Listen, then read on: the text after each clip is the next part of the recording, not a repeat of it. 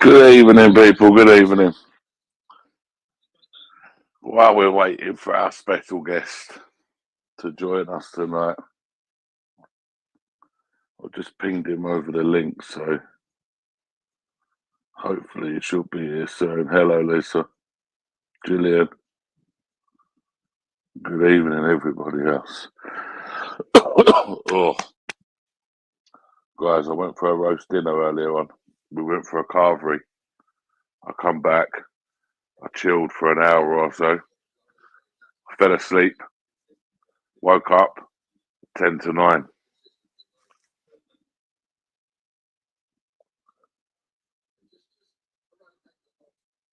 I couldn't believe it. I must have, what it's like after a roast dinner.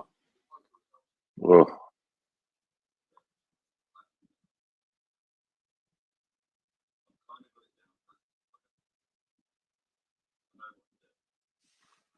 thank you, Will.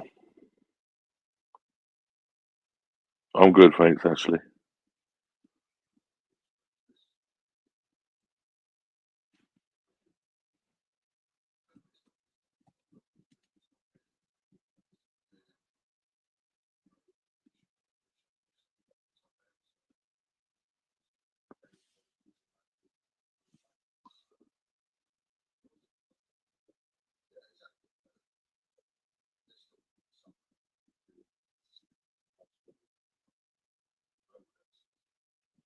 Oh, Stephen, you're going to look forward to this next lot of uploads then?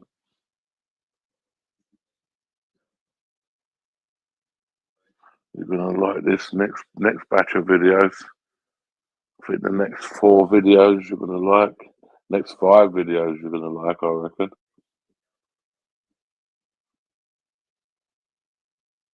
They're okay, thanks, Aaron.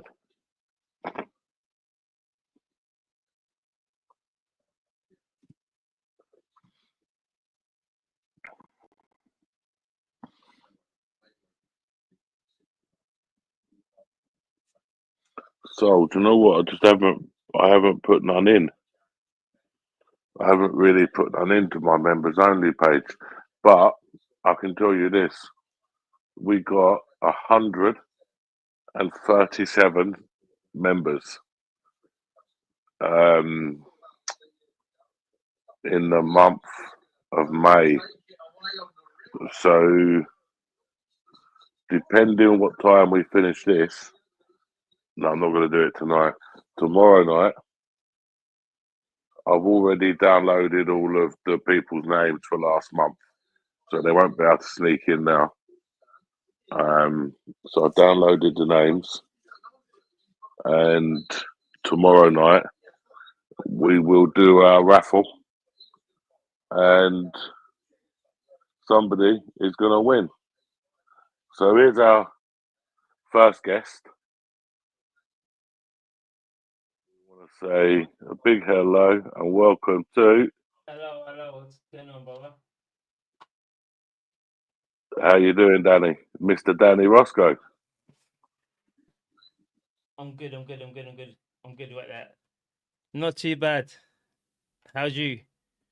Yeah, it's not too Can you bad, hear buddy. me? Yeah, I can hear you loud and clear. Good.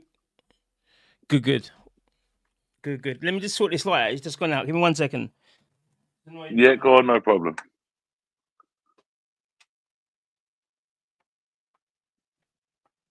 Abby, I don't know who it would have been that gifted you, to be honest with you. Right, all good. But we ended up with, right, he's back. There you go.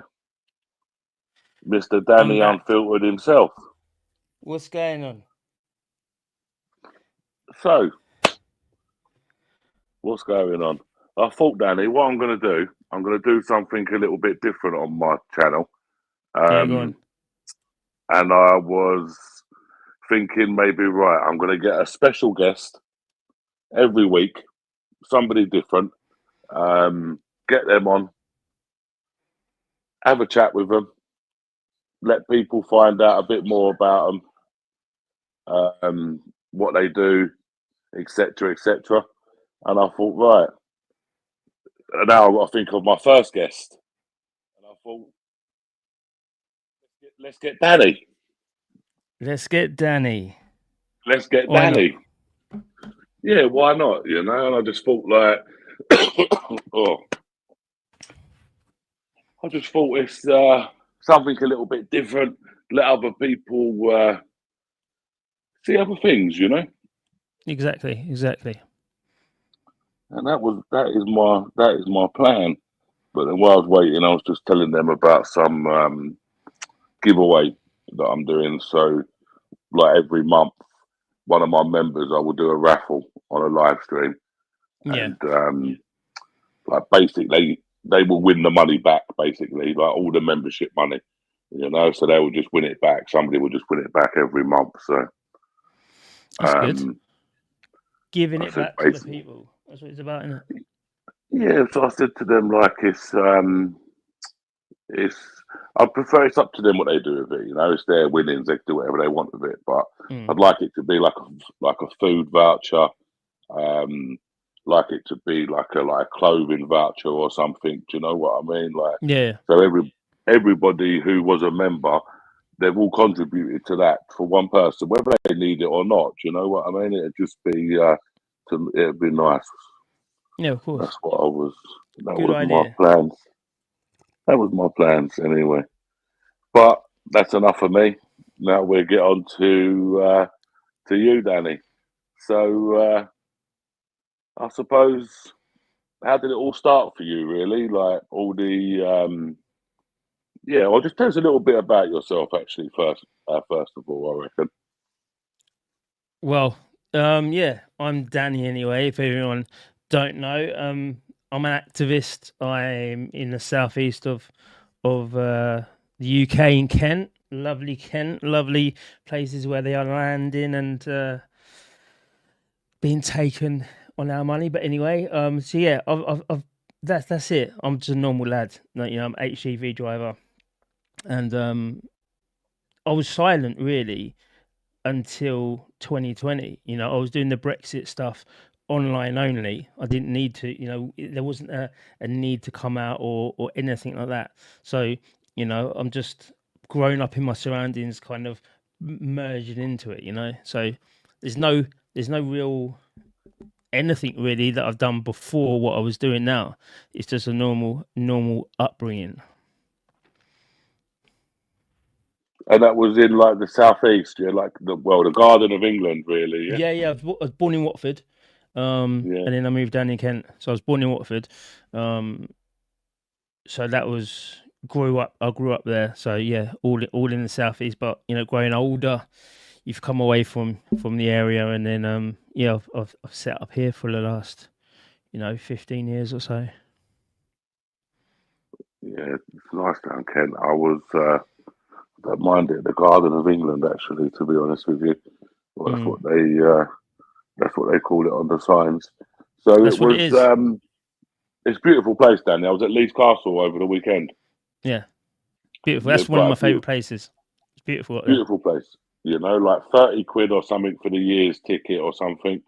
Yeah. Um, they take a picture of you, and you can just keep going back there whenever you want to go back there. And it's just, Yeah.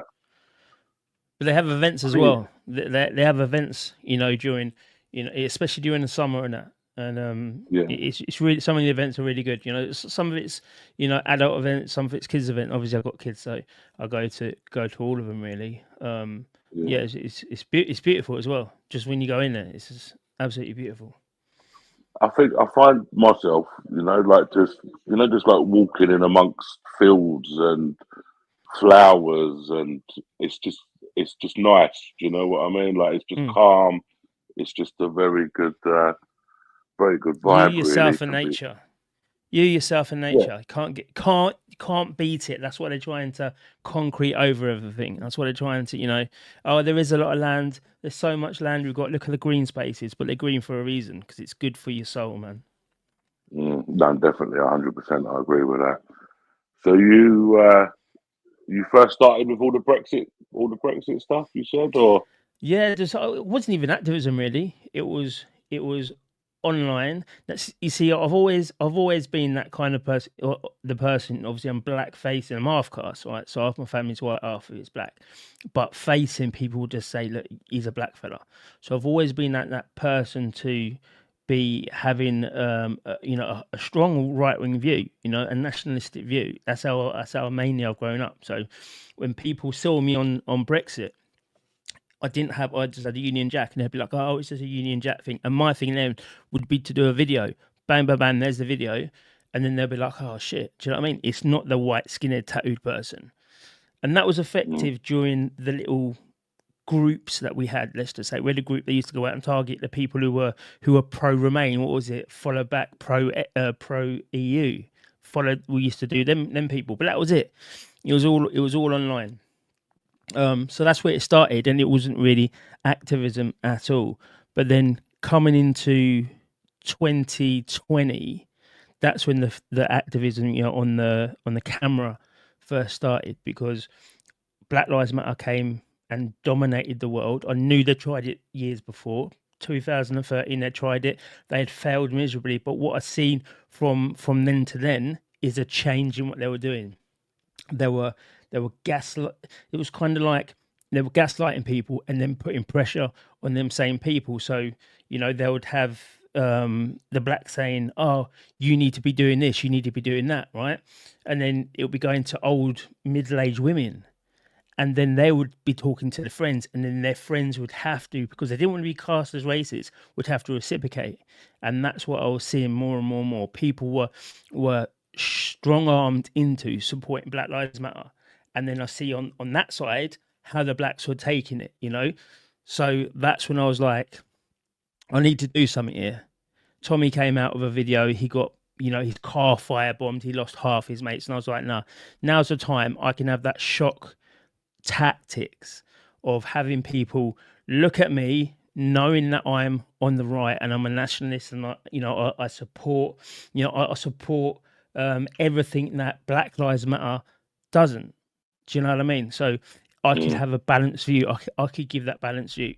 I could be having the conversations with people who are saying, that person who's a white person who you said is racist, he's not, because I have that view. And I have loads and loads of people who have the same view. But, it didn't really work out like that. The mainstream media and all that, everyone didn't want to have that conversation. Twitter didn't want to have that conversation.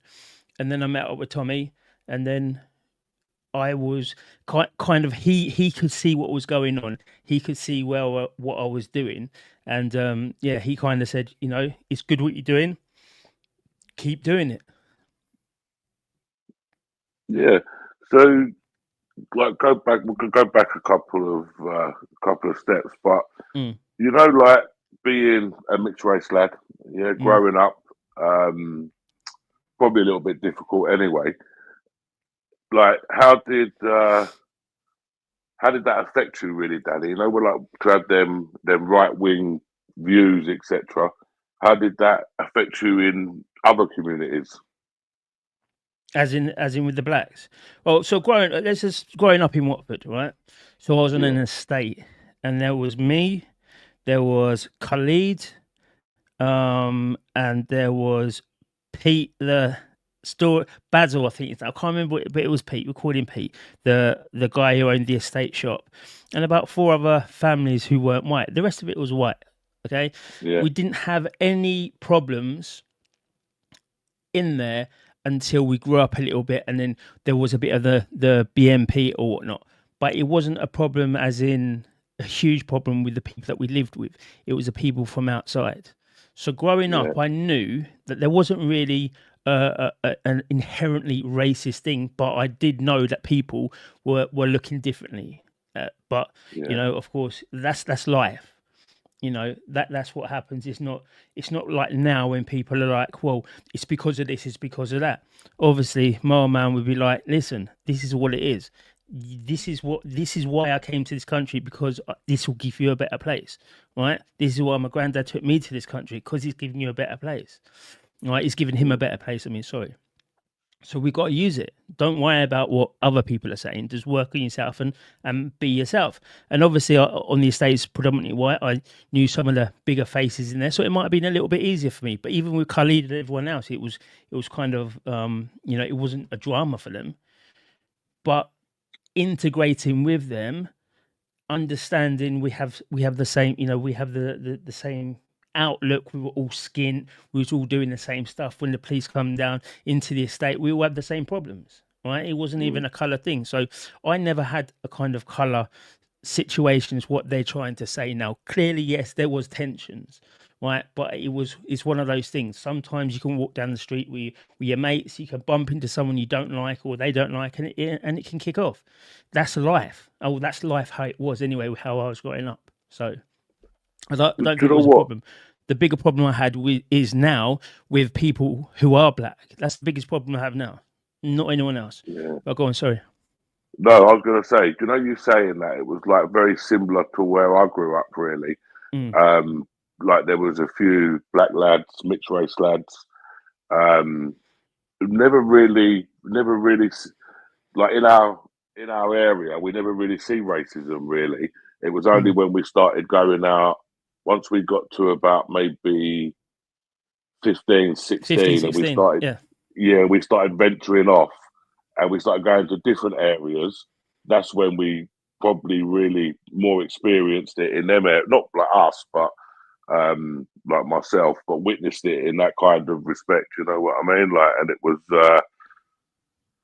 it was very, very similar, really. To be honest with you, in that degree, really, just in our I own little think, group, it wasn't really sort of. But I've got friends that are mixed race, Indians, Pakistanis, and they with what you said about the black people are more now. Well, it's their cultures that are more onto them now because they share the same views as what I would share. Um, and just because obviously there's no difference, you know, like we're all one really, but they mm, believe in something and they look this doesn't make them inside, but they agree with our values. But then they get a lot of stick off of their cultures because they agree it, with our it, cultures really. exactly, but it never used to be that. This is learnt behaviour. Because I know my Muslim friends.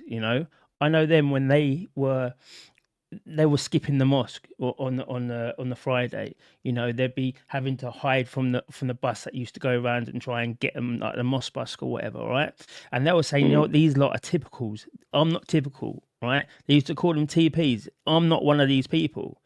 But now when I look at him and I look at some other people, they're all dressed like they've been religious their whole entire life. And I'm like, well, hang on a minute.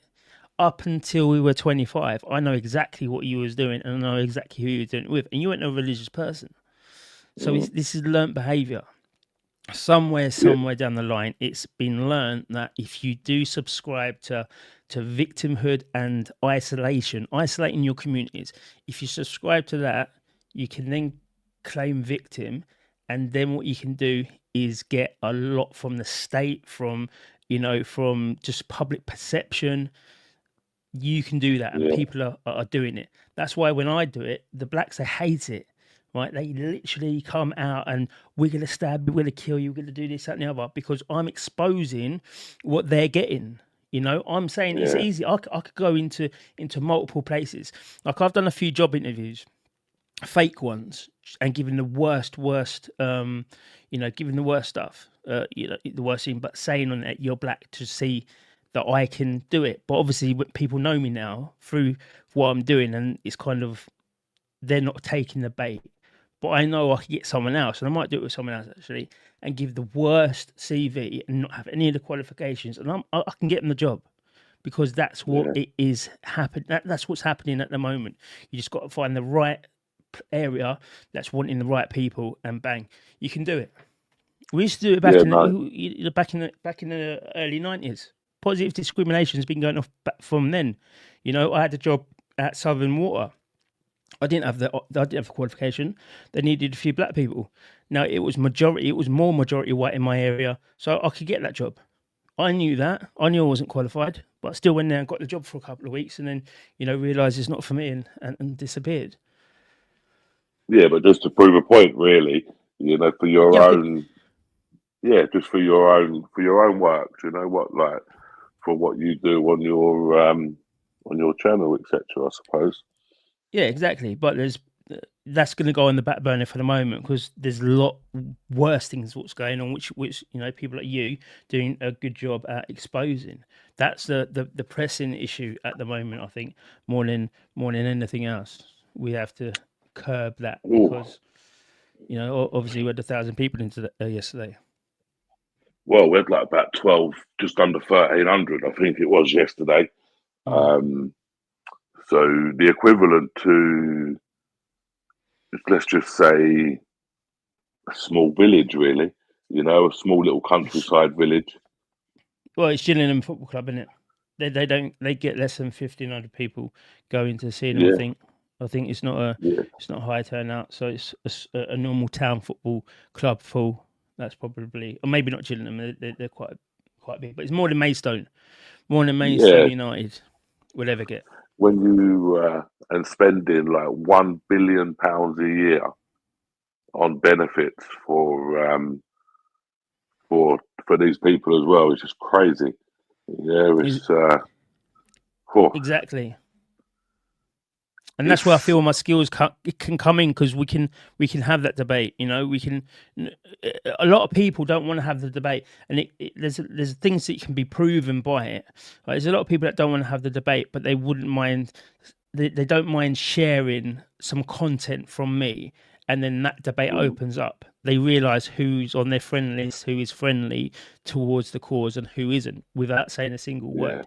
So that's why I think it's important. I do it as hard as I do it, kind of thing, because people can use it and they can vet their own friend group, put it out there. What do you think? You don't have to say anything. What do you think of this fella? Bang! Oh, he's a racist. Oh, he's Tommy Robinson. He's got to be far right. Or no, it's what's happening. And it needs more people like that, and more people are. Now if you look on YouTube, there's so many black people who are nationalists, and before 2021. There's not as many. You'll be struggling to find a few, and now it's everywhere. So the conversation's opening up, which is always good to have. It's why we can speak about deportations with the government. The government can say that because they know that we are more open to it because we're having the conversations. 10 years ago, people ain't having that conversation. You'd look like a mad extremist. Now the government's having the conversation. It's important. That's why they stop certain things. They put you in your box as being a straight white male. They put me in the box as being a straight half caste person. They put him in a box because he's a nationalist, a British nationalist, Indian. Do you know what I mean? They put everyone in their boxes so nobody can connect. Because if we all connected for this country, the government would be out of it. Do you see what I mean? They'll be out. They'll be gone. Yeah. They'll be gone. Yeah, I say it all the time. They, especially to like these lefties, like we share a lot of the same views. We just can't agree on certain other views. But if we together, we're stronger. Divided, we're obviously weaker. It's in the book. It's in the art of law. You go and read the art of war, should I say? The art of war. You go and read that, and it says all it concentrates on is divide and conquer. If you split the people, then you're going to win. Exactly. You split them so many times, they're just going to get weaker and weaker. And that's why Brexit was so good, though. That's why Brexit was so good, because it was very, very binary. It was either you wanted to leave or you wanted to stay. It didn't matter what your political affiliation was. This is country. That was the true country vote, right? And it was split down the middle. So the country is split down the middle politically, I guess. Because that was a vote for them. So if we can get that back on every single vote and just have it binary, listen, you're voting for this or you're voting for that, go, then we'd have a much better society. Well, and that's why I love it. I've been saying that as well, Danny, for a long time. Like big decisions like Brexit, if we can have things like internet banking, yeah, we can have things like votes over telephone. Do you know what I mean? Mm. Like if we can have internet banking and stuff, yeah, then we can be set up to do some like online voting. There would be a way around it, and big They've got it decisions in the already. country. Yeah, That's they've got it already. With the self yeah, assessment. You go on the government website yeah, to put your self assessment tax in. It's giving you codes to your phone. It's giving you codes to your email, so it knows emails, it's you. So it can just yeah, use that same system it's got, and then change the law to say everyone has to vote. That's another thing that we need to do. We need to make it a civic duty.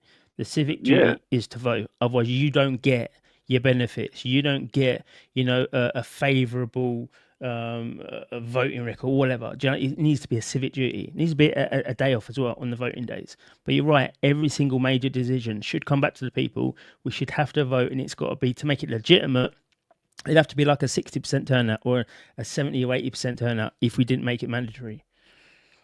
And do you know what? I think if you lost the vote or you won the vote, it's fair. You know, like the people Mm, have spoken. Just because you lost, you can't have no arguments because you lost. You know what I mean? Like it's a fair democratic. If they say that we live in a democratic world, well, in a country, then yeah, it's a no brainer. But I think after Brexit, I think we all know that they wouldn't go again. Do you know what I mean? Like they just wouldn't yeah, go again. they realised that the people were able to make a decision, and they weren't on it. They didn't think it would ever No. happen. They thought that they'd molded us so much. So obviously that's why they brought out the other compliance tactics. So Well, I think as well, like that's why, because I would have just assumed, right, me personally, vote out of Brexit, we're out of the EU, we're done. mm, Yeah, see you later, goodbye. But it seems like we've got one foot in there, one foot out of it, and we haven't actually voted to leave Brexit at all mm. because we're still like one foot in and one foot out, and it's just yeah, it just feels a bit strange, really, to be honest. Exactly. It never got done because we've got too many. There's too many external factors that control us as a country. Now, I don't know. I don't. Again, this is something that people need to get into because I don't even know how it happened. Because we had the best empire, the biggest empire in the world, in world's history. The British Empire was the best empire and the biggest and the furthest reaching and the most profitable. We colonized America. We did Australia. We did all this in the in the hundreds before any type of modern technology, right? And then all of a sudden, we've done all that without the internet, but then all of a sudden we are reliant on external people to apply pressure on laws. You got the ECHR.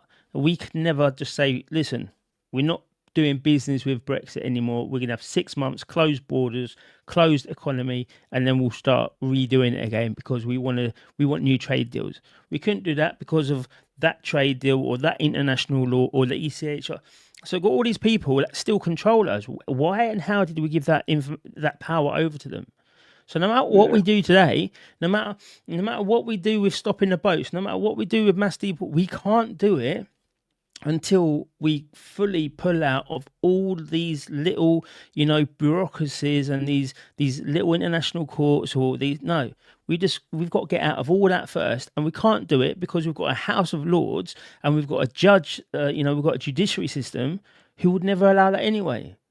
So we've got so we've literally handed over our entire country to faceless bureaucrats in Europe, to the judges, to the mainstream media. We've handed it over to them, and that's what we need to change before we can start changing ourselves.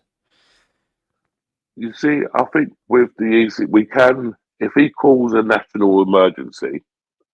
There's, I think I can't remember the exact article it is. I'd have to double check it. But if it becomes a national emergency, he can invoke. Something's telling me Article 10, but I'm not sure that's 100% right.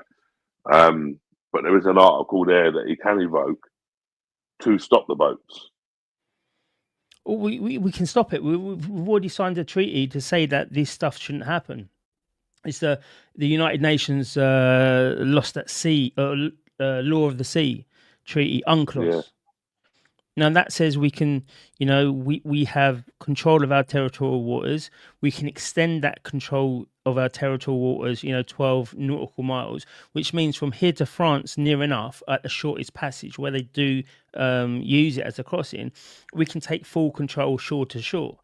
It says that you can't have vessels that are unseaworthy, that don't fly a flag at all, or who are pirates. All these things state that we can stop it right now, today, tomorrow. In fact, we're in breach of international law if they want to go down that rule by not stopping it, by allowing these people to do what they're doing. Human trafficking, smuggling. These are the things of the UNCLOS.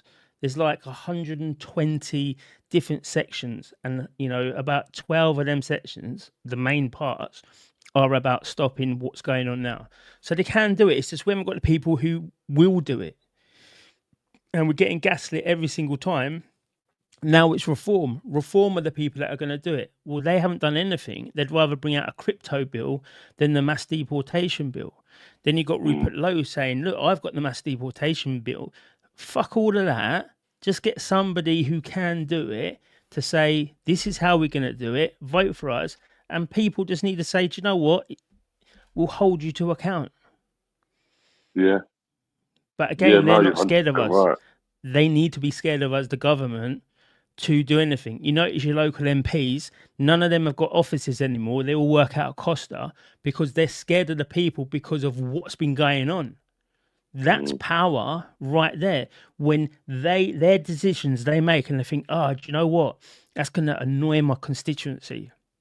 They're going to kick off at that. They're not going to allow that to happen, right? Not in a violent way or anything like that. Just like, they're not going to get a pleasant handshake walking past. They get ignored, right? That sort of stuff. So that's the power there. But the government, the MPs, they don't care. They know that nothing's going to happen, so they won't do what needs to be done. But as soon as we can hold them to power totally, then they'll start doing what they need to do. Because at the moment, why should they stop it? They've got loads of people for the next 30 years, 40 years that they can have through their tax systems, and all that tax systems and all them back deals and all that, all the red tape and backhanders and all that. That's all secured for the next 10, 15 years. And then they'll be dead. So they don't care about what goes on behind them. This is what the government's like. But we do, because we've got our society to continue. We can't have these people here. We can't have all these people coming here disrupting a society as well as doing all the stuff that they do within the society. Look at the Albanians. Oh, it's all about the Browns. All right, cool. What about the Albanians? That's one of them. Now they're one of the most feared people in London. Do you know what I mean? Yeah, they've got a stronghold. Yeah, 100%. Yeah, 100%. Yeah, they've started to. Well, they're not started. They're already settled. Yeah, they've moved from London. They're up and down the country. Do you know what I mean? Like, this has not been, and this has been going on since 2010, 2012. Like, if probably say what, 10, 12 years ago, maybe, when I first started noticing them. And then they've just got bigger and bigger. Now they've started to take over the car washes. You go to these car washes and you've probably got, and I personally feel that a lot of these migrants coming on the boats, I think a lot of them are smuggled in by these people, but not even smuggled in. Just say, look, just go there, just cause up a little stink until you get moved to a hotel in London, for example. Yeah. Once you get there, get in contact with your family. We will, you will get your job, and you'll start paying off your debt that you owe us, however much that will be. Because I've actually seen people from hotels, and then I've seen them in a different hotel, and I'm like, I've seen you in the other hotel. Oh yeah, there was a little bit of drama, so we had to move to this one. And then you get them talking and like, oh, what? So is that what it's like then? Is it yeah, if there's a little bit of drama, then you have to move off to like a different hotel, etc., which is understandable. But it's like that's what they would do. It's kind of like common sense, really. But for from my point of view, for these guys to be coming on these boats and then 6 to 12 hours later they're in a hotel, and then depending on what time it is, well, it doesn't really matter what time it is, but they're probably tired, so they go sleep for the night in the hotel. But the next morning they can be walking the streets, Exactly. Yeah. like, and that's not like that's not right, like that's not right, like you, you don't know nothing You about don't them, know who they like are. no. You don't. And the argument I get chucked back at me a lot is you're walking down the road and you don't know the person walking up in front of you, or you don't know this person or whatever. And I say to them, yeah, no, you're 100% right. I might not know them, but in my little area, we do know each other. Mm. And it doesn't matter where we come from, we do all know each other and we do all look out for each other. But when you're talking like, now, I don't know if this is true, and I've only like it's not a fact or anything, but Yeah. someone's told me that a council was bought up 1,500 flats. Oh yeah. Now the I can. council, I can. Yeah. I can. Yeah, the, I've done my. I've got my own one here. They bought a it lot. could This what they do. it could be the same one, but they N- bought up 1,500 flats, and after it wasn't going to be for migrants, they said to the locals, it was going to be for local people, and they're planning to move 1,500 migrants in there. After they've bought it and got it all passed through, we're going to spend.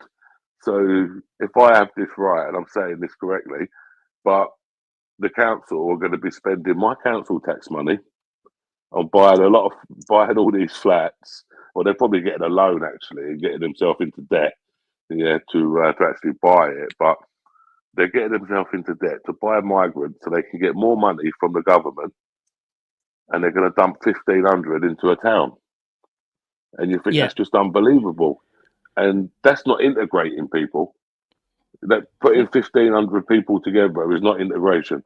Yeah, like that is Of not. course, it's not. But Like if you put them all together, they're going to associate with each other. of course, and that's what they're doing. That they make the enclaves. They make little Yeah, areas of all these people. Now I've got that here, right? So we've got Chatham, Anchorage House. It's a tax. It was a tax office. It's 11 floors, and why is this not working? It's 11 floors, and it was converted into flats. A private business did it. So the Newham Council brought the yeah, whole lot, right? And they put 91. They took 91 flats from there. Right, that's how many yeah, they bought, and they left 8 flats for Chatham people. And it was for the overflow. So I did a freedom of information. And I said, "Look, what's going on?" They were not giving me all the information. Still not giving me all the information. I'm at the Information Commissioner at the moment. But what I found out is that they've increased in the council tax because they need to buy these houses.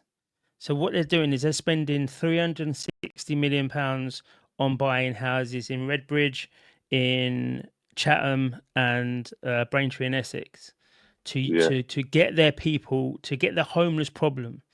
So when I say how many of these people are from the area, they're saying 0 people are from the area. They've not. Oh, sorry, they've not been in the area for more than 3 years. Which I think, if you're going to move your people into a different area, they need to be your problem for at least 3 years. Like, they need to be part of that society, which they're mm, not. So then I ask, and this is what I'm with the Information Commissioner: out of them people, how many of them is English, England or United Kingdom, British, whatever, is on their application form? Oh, we can't give you that information because you might use it. And this is where Danny comes in, and it's like they know who I am. They start making it personal. We can't do that in case there's adverse reactions against the ethnicities. I can see it. I'll go there. Right, I can see yeah, these people can't speak English. They're not white people. They're not Albanian people. They're not Polish people. These are young men who have now got a three-bedroom flat Yeah, on the taxpayer. They're going to bring in all their family if they've got family. If they've not, they might be bringing people from the hotels. This is a massive scam going up and down the country, and I well, need the official report from Newham to then do it, and then because it's past the May the 1st, that's what they're stalling for. This is 6 months it's been going on. Because it's past May the 1st, I'm now going to put a court case. I'm going to do like small claims or whatever it is. I'll find someone to do it to them because they're lying about why they need their council tax and why they're raising it 9.6%. I think it was. I think it's the third largest council tax rise, and they're spending most. well, Go on, sorry. it's Newham Council, so they tried to buy a block in a town in Essex, in Harlow, Essex, Okay. and there started to be outrage about it with the local community, and then Harlow Council actually pulled out of the sale, so they refused to sell it to them in the end. I think that was a new, but since I think they've actually started going on the bidding list now to local people. So I think local people have got them now, but that was Newham's plan for that area as well. See? And Newham's meant to be bankrupt. Newham Council, like they're not meant to have no money. It's one of the worst boroughs in London. That's the thing. They got private people to be buying to be. They got private businesses to be putting money into this kind of regeneration fund, and they're using that fund to be buying houses because a Yeah, private business can't buy the house and then lease it. I don't think they can. I don't know. There's something in there to say that they can't do it that way. The council's got to buy it, and then they can say it's for council business, basically. I'm trying to find it now. It's on. You know that What Do They Know? Do you know that one for Freedom of Information yeah, Request? yeah. If you go in there and people in the chat, I can't get it up now, but if you go in there, type in my Lisa's name, gonna Danny know. Roscoe, it will come up, and it's a long, it's back and forth for a long time, and now it's with the Information Commissioner, and they accepted it. They said yes, you're legitimately, you need that information, and the information that it was is how many of these people are British. That's it. That's put it on the application form. Yeah. Did you hear about the other council? I think it was Thurrock Council. I think they actually they got frauded out of all their money. Did But if they? you look at it, yeah. But I think they was investing their money in wind farms or something or solar panels. This was our Right, money, bust. Mm. and the company was never a company. But I think the person was a relative of the person who had to obviously sign off on everything, like Yeah. the top dog. And then you look at it and you think to yourself, like, how dodgy is this? Do you know what I mean? Like your cousin or second cousin, or is this? And you're giving all the council's money to him, and he's gone bankrupt. Okay, he ends up going to prison for I don't know a year or so, whatever it is. Yeah, but go to prison for a year and what's he going to do? 2 months, 3 months, or Mm. something these days? Exactly. Like what are you actually going to do? You're probably going to get locked up in an open prison, not really prison, Mm. and you're going to be home in a couple of months, and Exactly. you've just took everybody's money, and it's just the more you look into things, like, and I'm a firm It's believer, crazy. mate. I'm a firm believer that unless I see it, I don't really believe it. Yeah.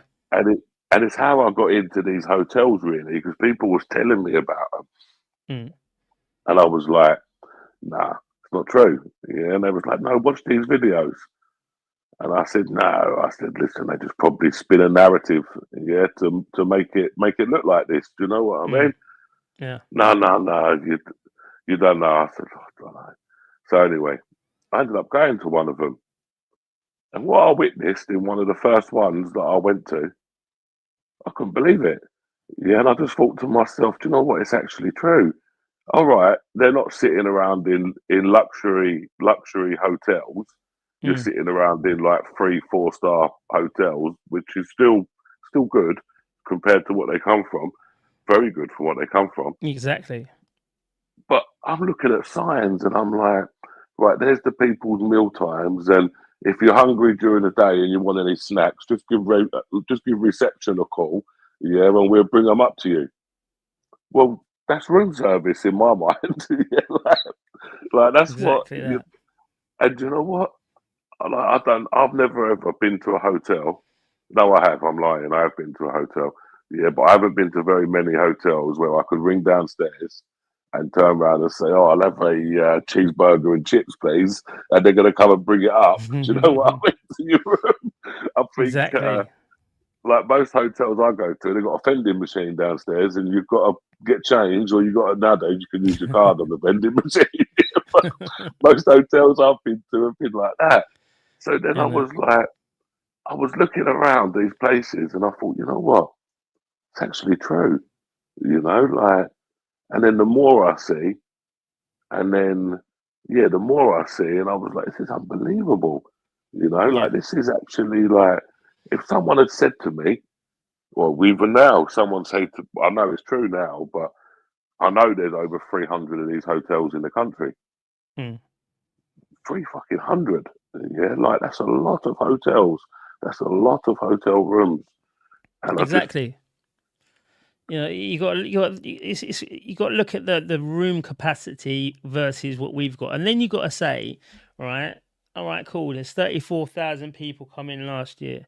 There's another 34,000 to say this year. There's another. So where they all going afterwards? Because there's only so much hotel stock you got, and then you can look at from what you've done, right? I think you've been. I think on all the hotel ones, you've hit more of the you show more of the corruption just by doing what you're doing.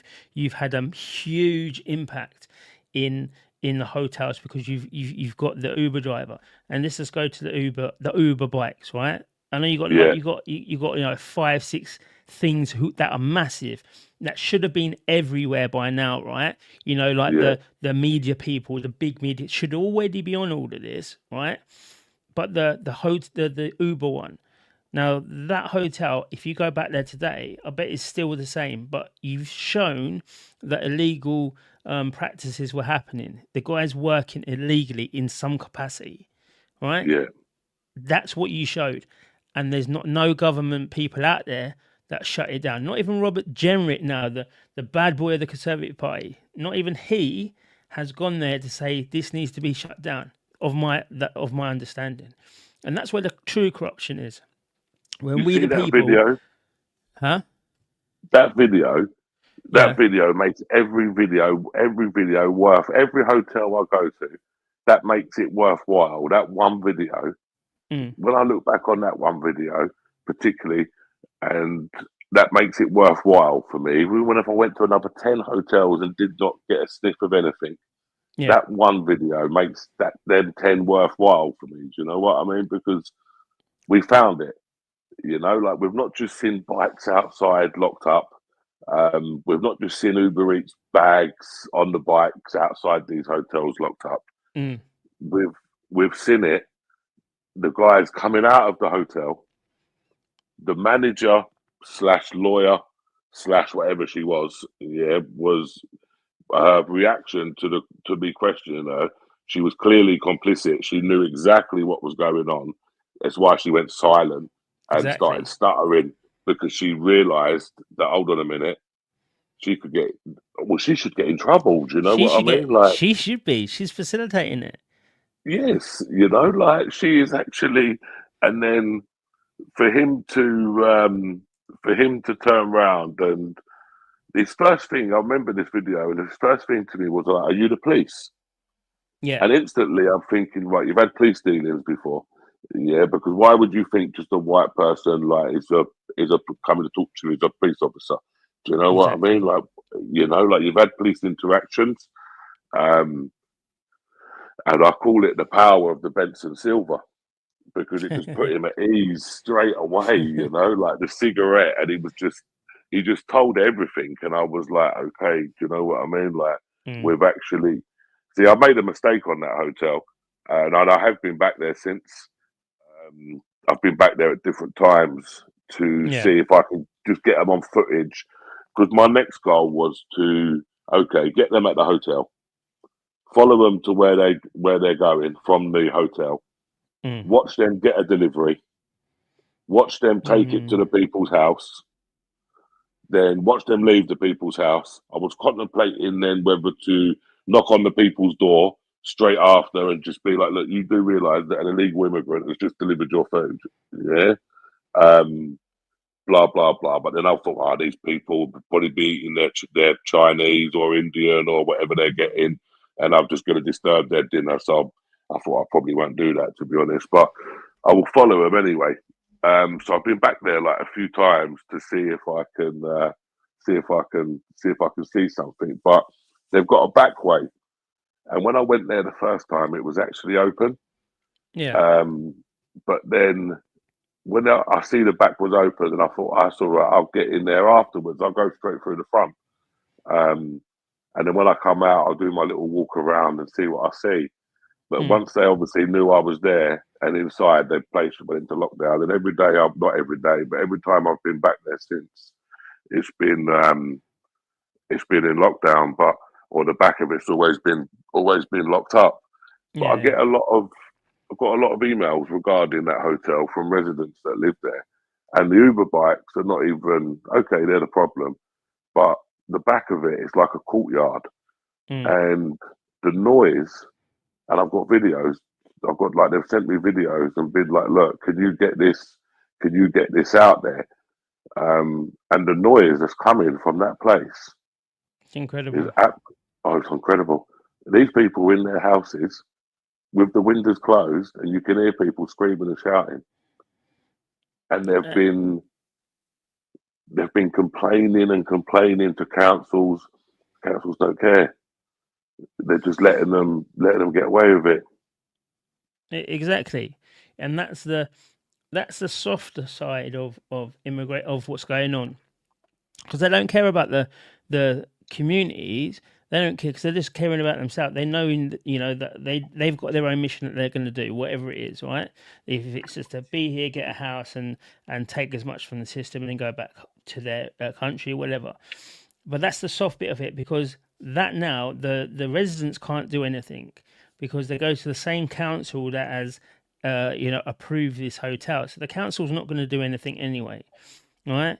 And then you can't, if you own the house, you can't sell the house because of what's going on. So now these residents, all of them, are going to be in the same similar situation. And what do people expect them to do? What does the politicians expect when people go down the right way, and the councils, and they do everything that they can because they're normal citizens? Then what do they expect is going to happen? And what they're seeing is why they're using people like Reform to try and relieve the pressure a little bit.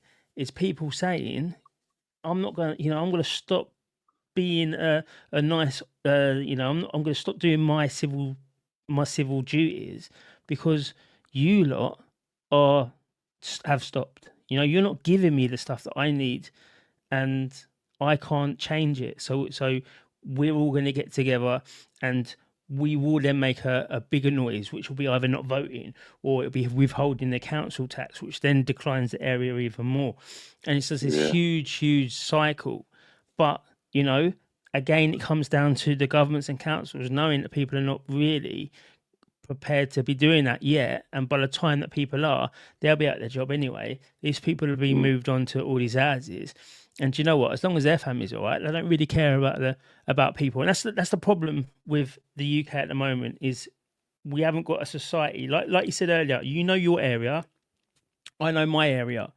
I know the yeah, people here, so I know exactly when there's people who don't belong here or don't even be in the area, because we know each other, we speak to each other, we do that type of stuff. There's a lot of people who don't. There's a lot of people yeah. who don't do anything, and they don't know anyone in that area because all their friends are in a totally different area, right? And that's But what we're losing. We're losing contact with each other, and that's how these people can just come in and just be planted down, and it will happen, you know. I think I think we've become a nation. Um, we've become we've become too soft, Ellie. You know, Of course. we've become too soft, and like we've all got good hearts. Do you know what I mean? Like Mm. kind-hearted people. I suppose it's in our. I was in a McDonald's the other day, and I don't do it for whatever for praise or anything, but Yeah. there was a homeless guy and he's going around picking up the scraps off of the table. Yeah. So I went to the counter. I said, "Send him this, that, this, that." I said, "I'll pay for it." He has to give it to him straight away before he goes. Mm. And they looked at me as if like in disbelief, and I was like, "It's a fiver." Do you know what I mean? For a McDonald's meal, the geezer's obviously hungry. You know, but that's kind-heartedness. Yeah. You know, like Exactly. that's. And I think last year with the riots, and I think that was part of the problem that we're seeing now. Like we're going to see again, I think, Mm. because when people go through the correct channels, they're complaining to councils. They want their voices heard legitly. They're sending emails. They're whatever they're doing, but Mm. they're not even getting a response sometimes. Or they might just No. get a response to say we've received your email. We'll be back to you in due course. Yeah. You Exactly. know, and Uh, you're going to end up getting people on the streets. And once you start doing that, there's potential for always trouble. Do you know what I mean? And I could see that's where it's going to go again, to be fair. of course, but it's again the government's failure to do anything. And I know Southport. I know why Starmer was so strong on it is because Keir Starmer, the Prime Minister, he started that riot. So right, he started everything of that Mm, because he came there, he laid his flowers, and then he went. He didn't wait around. He didn't do this. He didn't go to a youth center or a nursery or whatever and say, listen, I want to speak to a few of the leaders of here or whatever. I want to speak to a few social workers and blah blah blah. Nothing. He came, took their stuff and went. And that town is like, no, we're not going to take that. Then they said, you know what? We'll just have the vigil and then we'll assess it. And then that guy was arrested with was supposed to have a knife on him, or what was it? Or did he have a knife or an axe or something? yeah, Then that they're was like, around the corner, nah, wasn't it? Yeah, yeah. yeah, Then they're like, nah, these people are taking the piss out of us. That's what started it. If Keir Starmer hadn't come at all, it probably wouldn't have happened because they're already on high tension because they're like, he's came here, turned his back, and walked straight off. He hasn't waited yeah. not 10 minutes in this place. Got his photo bit, but you're right. People are going to start doing things more and more and more. And while I say you can't condone rioting or whatever, it's a byproduct of a protest. And once you get Mm, people, especially this, right, young lads, right, I feel for them, young lads of today, 21 to 30, what prospects have they got for anything? yeah, They are the forgotten generation. That is a forgotten generation. Then they're gonna be in the country, whilst the people who think that they're a cat, that they're non-binary, that they're a communist, all these people, they're the ones who are going to be in the boardrooms. They're the ones that are going to be in parliament. They've got no yeah. chance. So And what then are these when you people look, going to do? That's the people who are going to say, do you know what? If I've got no chance, I'm going to try and force myself a chance. And that's what they'll do. it's like because you talk about the generation 21 upwards now, Mm, 21 to 30. If we look at the next generation behind them, would mm. technically be the will technically be the kids that was meant to be at school for COVID during COVID Yeah, yeah, times. yeah, Yeah, so then we kind of skip a generation there. Yeah, because these kids are like these. Some of these children are going to be 2, 3 years behind. You know what I mm. mean? Like, so we kind of skip a generation, and then which I think there's something dodgy as well. Like when you actually look at it, you think like why are they like why like there could be a reason as to why they've done this to to skip this generation. Do you know Yeah. what I mean? And then It's a maybe reset. I think it's I think they knew it was what was going to, and then that skipping's going to do well because it's going to give a natural reset. You know, and I think they realised that for whatever reason, they realised there does need to be a natural reset where there's nothing really going on, and people can then realign themselves. But again, it's the fight of who's going to win that resetted society. and that's the key, you know. And the more and more of the parties, which I find, which I just don't understand, but all these different parties, where if we could just get a couple to come together, and then because you're just wasting votes, you know, like you look at Reform, and you look at Conservatives and UKIP, for example, they're going to be taking votes from each other. Probably a lot of Conservatives ain't going to take no votes, but UKIP and Reform, they're the ones I would have thought that they're going to take the votes off of each other. Not UKIP, but I wouldn't say UKIP and Reform. Yeah, Reform is going to take votes across the board anyway because they're totally different. You know, they've got Liberal Democrats as well as strong lifelong Conservatives, which they don't, you know, and even quite far left people in there as well. You know, like look at Sarah Pochin. She is a refugees welcome magistrate who let off a Polish driver for drink driving. Yeah, and she's comfortable in Reform. So Reform's kind of a like I call it, it's controlled opposition as a pressure valve to say, well, if you don't want to go against the Tories and Labour, you can go to them. But obviously, I'm a UKIP member, and I do believe that over the next 18 months, UKIP are really going to come up as that force of, you know, this is what we are going to do. We will be taking back our country. It is going to be through strong, the strong arm. Let's say what it is. It's not going to be, you know, having a weak society. It's going to be through having strong societies with strong people in there, you know, so people are not feeling they can take advantage of us. That's what should be doing. But I know you're right. You're right. Everyone's going to cancel each other out. So people have just got to make that decision. Do you believe Reform on mass deportations, or do you believe who do you believe? That's all it comes down to, really. Who do you believe that will mass deport the most people in the shortest amount of time? That's it. And vote for them. Whoever can convince you that that's what it is, that's who you need to go and vote for, because that's what this country needs. But with UKIP, they go further. They say that we'll mass deport as much from day one. Then they say we're going to close the borders because we understand it's not just, you know, the people that have been coming over on the boats. It's also the people who are coming over on the education visa at 300,000 a year. They've all got to be somewhere. A lot of these people abscond. It's all the ones who are on that short-term work visa. They're the ones that abscond as well. And this is creating communities of black market working as well. So this black market working can only work in a community that's pro that culture or that nationality. That's why you see up in Leicester, you know, you see all the factory workers, half of them are illegal immigrants. Those people couldn't be illegal immigrants down in London.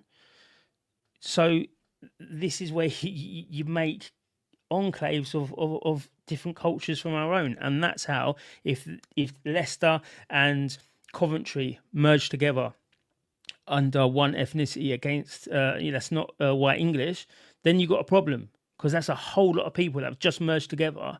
It could be naturally or whatever, but you know then you're outnumbered.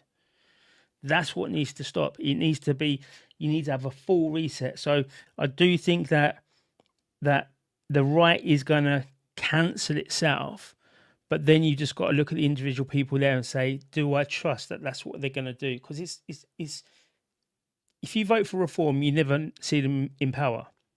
So why not vote UKIP?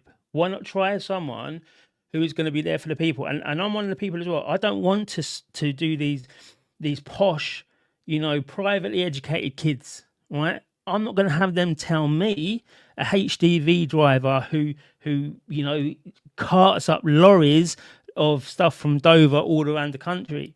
I don't want these people to tell me how I should be living, and that's what reform is. Reform is bringing a lot of the the elite kids, the middle class kids, to try to dictate to us normal working people.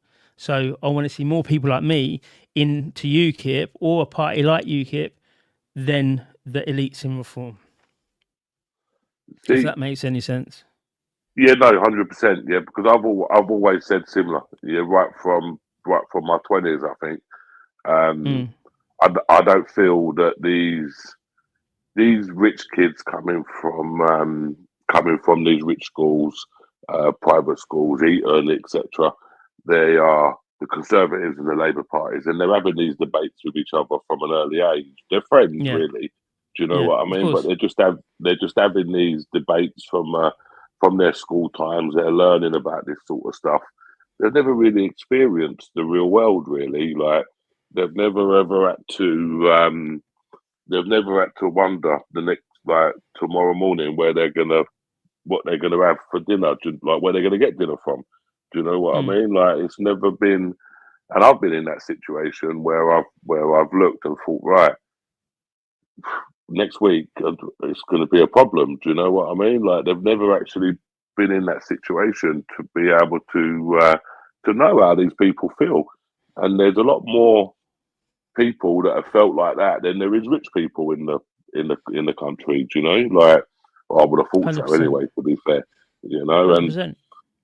I just like I just don't think that they've got that any of them, if I'm totally honest with you, have got our best interest at heart in any way.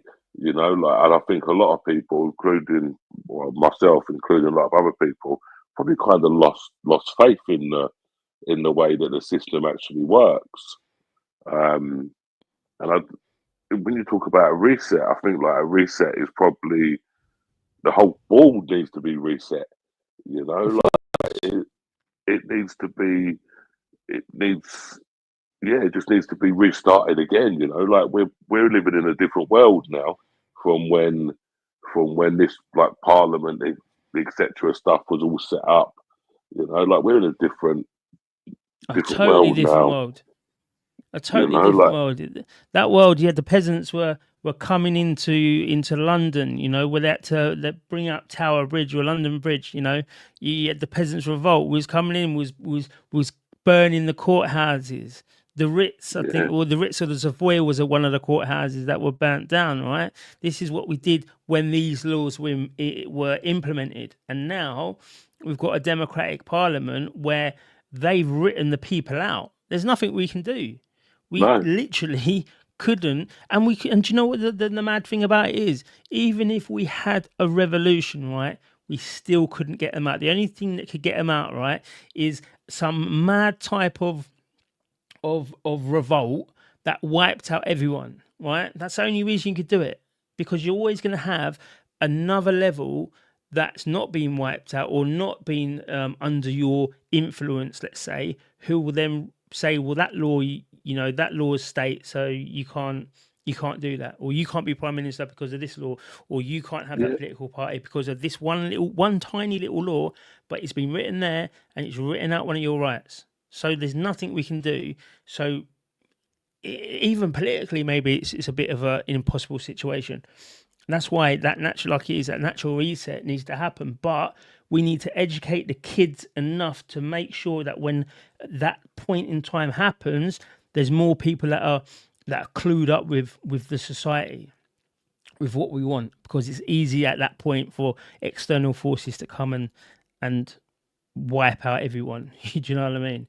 Wipe out yeah, no, every definitely. every English or British person there. It's because you've got I don't know, not that you've got.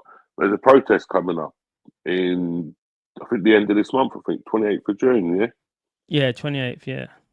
are you speaking or? Yeah, I'm due to speak there. The football lads against march against knife crime, grooming. All well, it's good as well because it's about the kids as well. It's I can't remember, Kids Unite or something like that. So that's what that's focused on. I am due to speak, so it's gonna be a good one. And they always put on a good show, and it's different because it's for the children.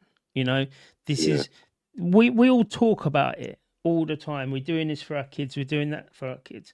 Well, we've actually got to start acting out these things as well. We've got to start showing our kids that there are people looking out for them. You know, because even a 14-year-old girl now or a 14-year-old lad, right, in London, or one's in London, the lad's in London, the girl's up north. They've both got a high chance of death from two different factors. One would be like the drug dealing county line style for the lads. You know, they're going to get murdered on the street with these zombie knives. And the other one, it could be, you know, they could take them into all sorts of trafficking. Right. So they've both got very high dangers. And they need to be looking at us and say, have you actually got our backs? Because all the talk in parliaments and all the talk in the councils and all that is not about the children. It's about stuff that we care about. We've got to then say, hang on a minute, you know, the kids are coming through. We're getting old fast. The kids they're growing up fast. We've got to somewhere meet in the middle and say, look, we've got this. This is what we're passing on to you. So it's really good. So yeah, at the end of the month, 28th, it's going to be, I'll be there. So I'll be there doing the speech anyway. So yeah. I'll share it on my community page. I think it's I think I've actually got it screenshot actually, because I wanted to put it in my calendar, so I don't actually forget it. To be honest with you, I've got something else to do on the evening of that, but I do plan on going in the daytime for a few hours. I'm not sure if I'm gonna go to film, or whether I'm just going to go as a spectator, really, to be honest. Or whether I go there to film or not, I don't actually know. To be fair, what I'm actually going to do. What is he going to do about it? Being there is, you know, in any capacity. You know, I urge everyone to be there in every capacity because it as I said, it is important. It's for the children, Danny. You know, and we all say. Like what you said, we all say we do it for our children. You know, like everybody says that. You know, everything we do in life is for our children. Now, and that's for the children. Do you know what I mean? Like, not necessarily for it is our children. They're all our children. You know, like if I see a child walking down the road, don't look at it as my child, obviously, but if it's on its own, I have a duty of care towards that child to make sure that child's going to be safe. Do you know what I mean? Like, if you see a toddler walking up the road, or if you see a group of kids like attacking another kid on their own, you're going to interfere and say, "This is not the way." You know, like we'll have a one-on-one fight, but it's not the way to be doing that sort of stuff. You know, like, but they. The one thing I've noticed about a lot of these protests or get-togethers, whatever, I don't see many men. I see a lot of women. I've seen that as well. I noticed that, and I think that is from the freedom rallies. You know, they've all kind of come over from that because during COVID, when we was doing the freedom rallies, I was at the first one, and there was not many women in sight. But as we got deeper into it, and as more things were coming out, and things like that, then you got, I call them the tiger mums. You know, they came out, they were on the front line. They didn't want to be, you know, at the back. They're like, this is our children, and they come out in force. And I think it's because they've got that maternal instinct for children. We've got a protection instinct for children. Right, we want to protect anyone, you know, who is, you know, who's young, a youth. I'd hope most men would do as much as they can to protect the child. Right, do you know what I mean? There's going to be some people that say, well, I won't go as far as that, but at least to try to mitigate most of the danger. But women, they've got that nurturing in them. They would jump in front of any moving object to save that child because that's their kind of maternal instinct. Do you know what I mean? So that's why I think they're coming out, and I think it's great that they are doing it. Again, there just needs to be more people. We're naturally protected. I don't understand this march as well. I know it's under the football lads, but it's not even political. Do you know what I mean? It's not Yeah, even a left wing or a right wing. It's another one of those ones. It's binary. You either want yeah, to save the children from all the corruption, right? And go and listen to the speeches, and you'll be able to understand how different the speeches are. Like my speeches are very inflamed. Well, like I said at the beginning, I like to kind of, you know, be that different person, so people will look and think, oh, hang on a minute, that doesn't make sense. You know, it's unsynchronized. I don't get it that much. You're saying this, but you should be this. This speech I'm going to give now is it's not even political. It's just literally about what we should be doing and what we are doing and who's to blame and why we should be forcing Westminster to do more for our children. There's no trauma centres. There's no youth centres. What is there for kids to do? And then people turn around and say, well, the kids are selling drugs, county lines. Well, what else have they got to do? You yeah, know, they're hanging around on the streets and people are taking advantage. But yet you're not at the yeah, protests or the rallies or whatever you want to call it. But you're on internet saying how the kids are feral and all this. So that would yeah, be the principles of mine. And that's totally not what I do. But again, it's a different rally. It's to wake people up to, so maybe a politician somewhere will say, you know what, we should do more. Just yeah. one. No, That'd be good. it'll be. I think I spoke to you before about the football lads, and it'd be interesting to see actually if they do start coming out again. Mm. Um, because the football lads, when they was united, they was it was it was big. Do you know It's what I mean? huge. And it was massive. Down they won it. You know, like when they come out against extremism, Yeah. and I think that the government had to stand up, yeah, and be like, right, we need to be a little bit wary here. We could have a problem. Do you know what I mean? And hopefully they start to come again. Maybe not in the same numbers as before, but and part of me thinks like when we're talking about generations, the next generation coming through, Mm. they're going to be the way that they've like the system has educated them and brought them through.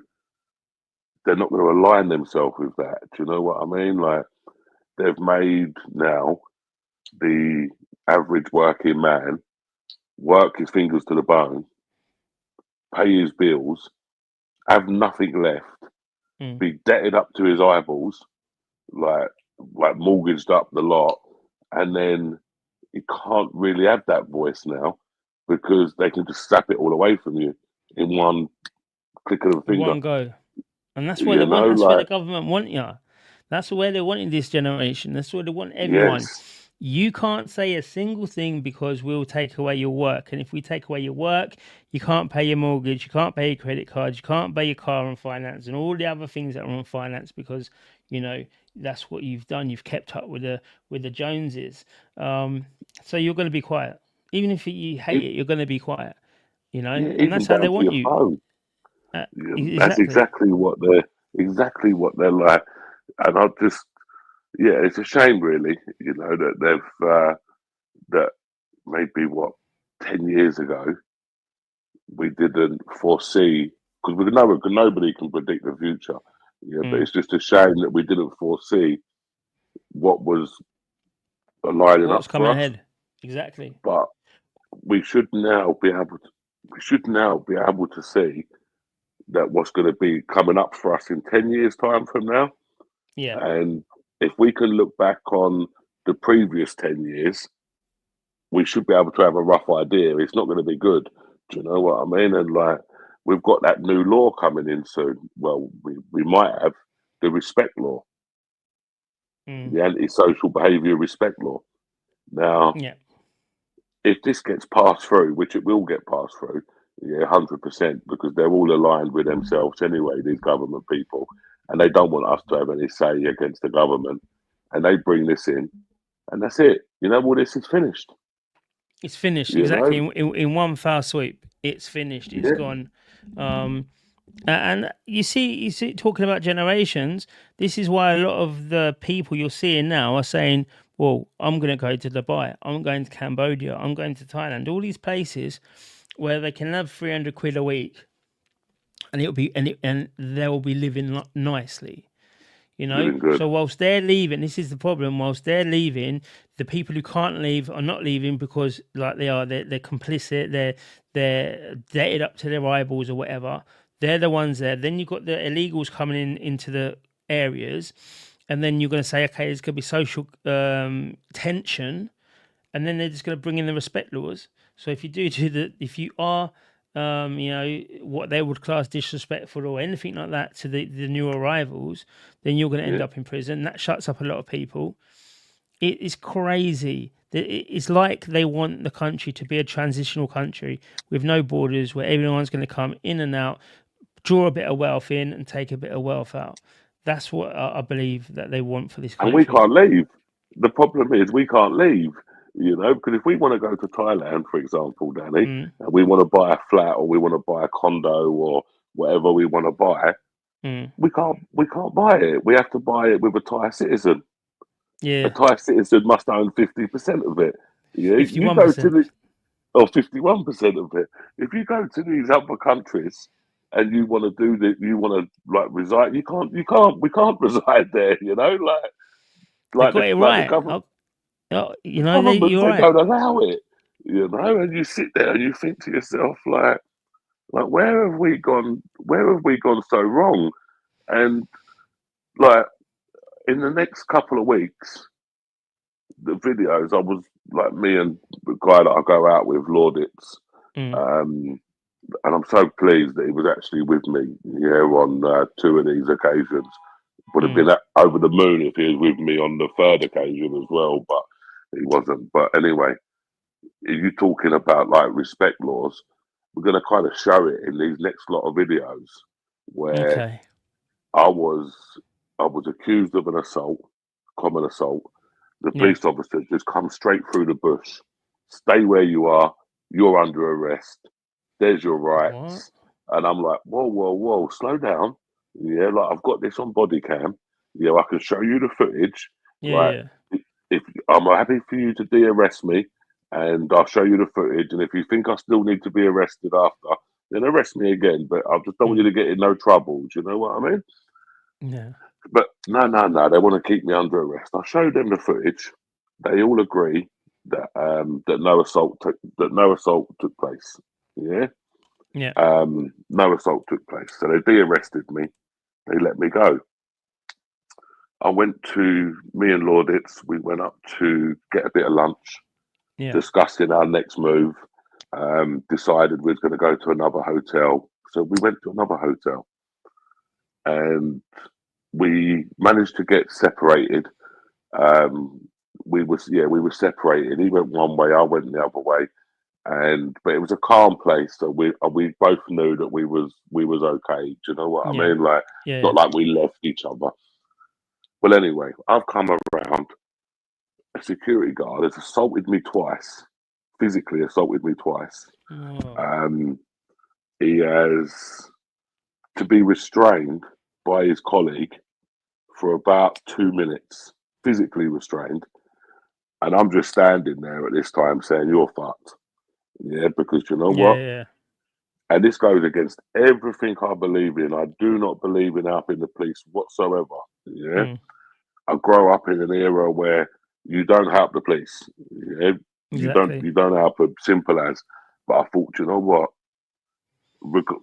Forget what I believe in. I need to show this now for what this actually is. Yeah. Mm, So the police have come. I've showed her the footage. Now she's watching it with my mate Laudits, and I watched the video back for the first time, and I hear them both gasp like, "Ooh," because he's actually lunged for me twice. She's agreed yeah. that it's an assault, and she would not arrest him. Yeah, on cam, and she would not arrest him. So I went to another hotel, and I went to another hotel on my own, like a Yeah. couple of days later, and I'm just there. Mind, I've been inside, had a look around like I do. Been asked to leave, so I've left. I'm outside, flying me drone, um, put me drone away. All of a sudden, this guy's come out, a migrant, screaming, "I'm gonna fucking kill you. I'm Mm, gonna do nasty stuff to your mum, and I'm going to kill your mum. He's Yo. then approached me with a cup of coffee in his hand. Now I read the situation. I had the phone in my hand, and you see this all on the GoPro. I slipped my phone in my pocket because Yeah. I knew that coffee was coming over me. Yeah. Like I just knew it. And what did he do? He threw the cup of coffee True. clean in my face. Yeah. Now I'm thinking to myself, I'm thinking, what the fuck? So I've ended up, we're in confrontation now, and he's run back. He's got a brick. He's come back out with a brick. I've thrown my bag in the bush, took my hat off, took my glasses off because I'm thinking, right, this is fight now. Now It's I've got on. a few Yeah, of them. exactly. It's on. I've got a few of them coming out, threatening to kill me, calling me a racist, calling me this, calling me that. It's he was on the phone to his mate saying he's here, he's at the hotel, come to the hotel. So it was like it was like they knew who I was. And if they were discussed previously, like if he comes here, this is what we're going to do to him. Yeah. Um, and But so, go on. no, these are in the same area. Yeah. No, two of them was in the same area. One of them was in Gloucester. All right, but this could be pretend that they know who they when you said they were phoning up to say he's here, so they kind of know this security firm, and this is where it gets a little bit dangerous for the people, because this firm, whether they know each other by it's the same firm or they just know the firms anyway because they're all kind of in that kind of era, they're using what they would use back in their own country, because none of these people are I would say are British people. I'd say these No, people have come in themselves at some point. So now they're saying, right, if we see him, okay, we're gonna do this and take him into a back of a lorry, or do this, kick him, beat him up in this area. That's a different level now. Do you know what I mean? These are not well, security guards that we know. Daddy, this was a resident. Yeah, that come and done this. Yeah, Oh, is it? this was a resident from the hotel in the Fucking third hell. one. So the second one was the security guard, Yeah. which I didn't expect the police to do anything. The third one, when I was at Gloucester on my own, He was a I'm resident. 50. I'm 50. He was definitely a resident. I know he was a resident, but I'm 50-50 whether I'm happy that Lorditz wasn't with me or I'm happy that he was with me.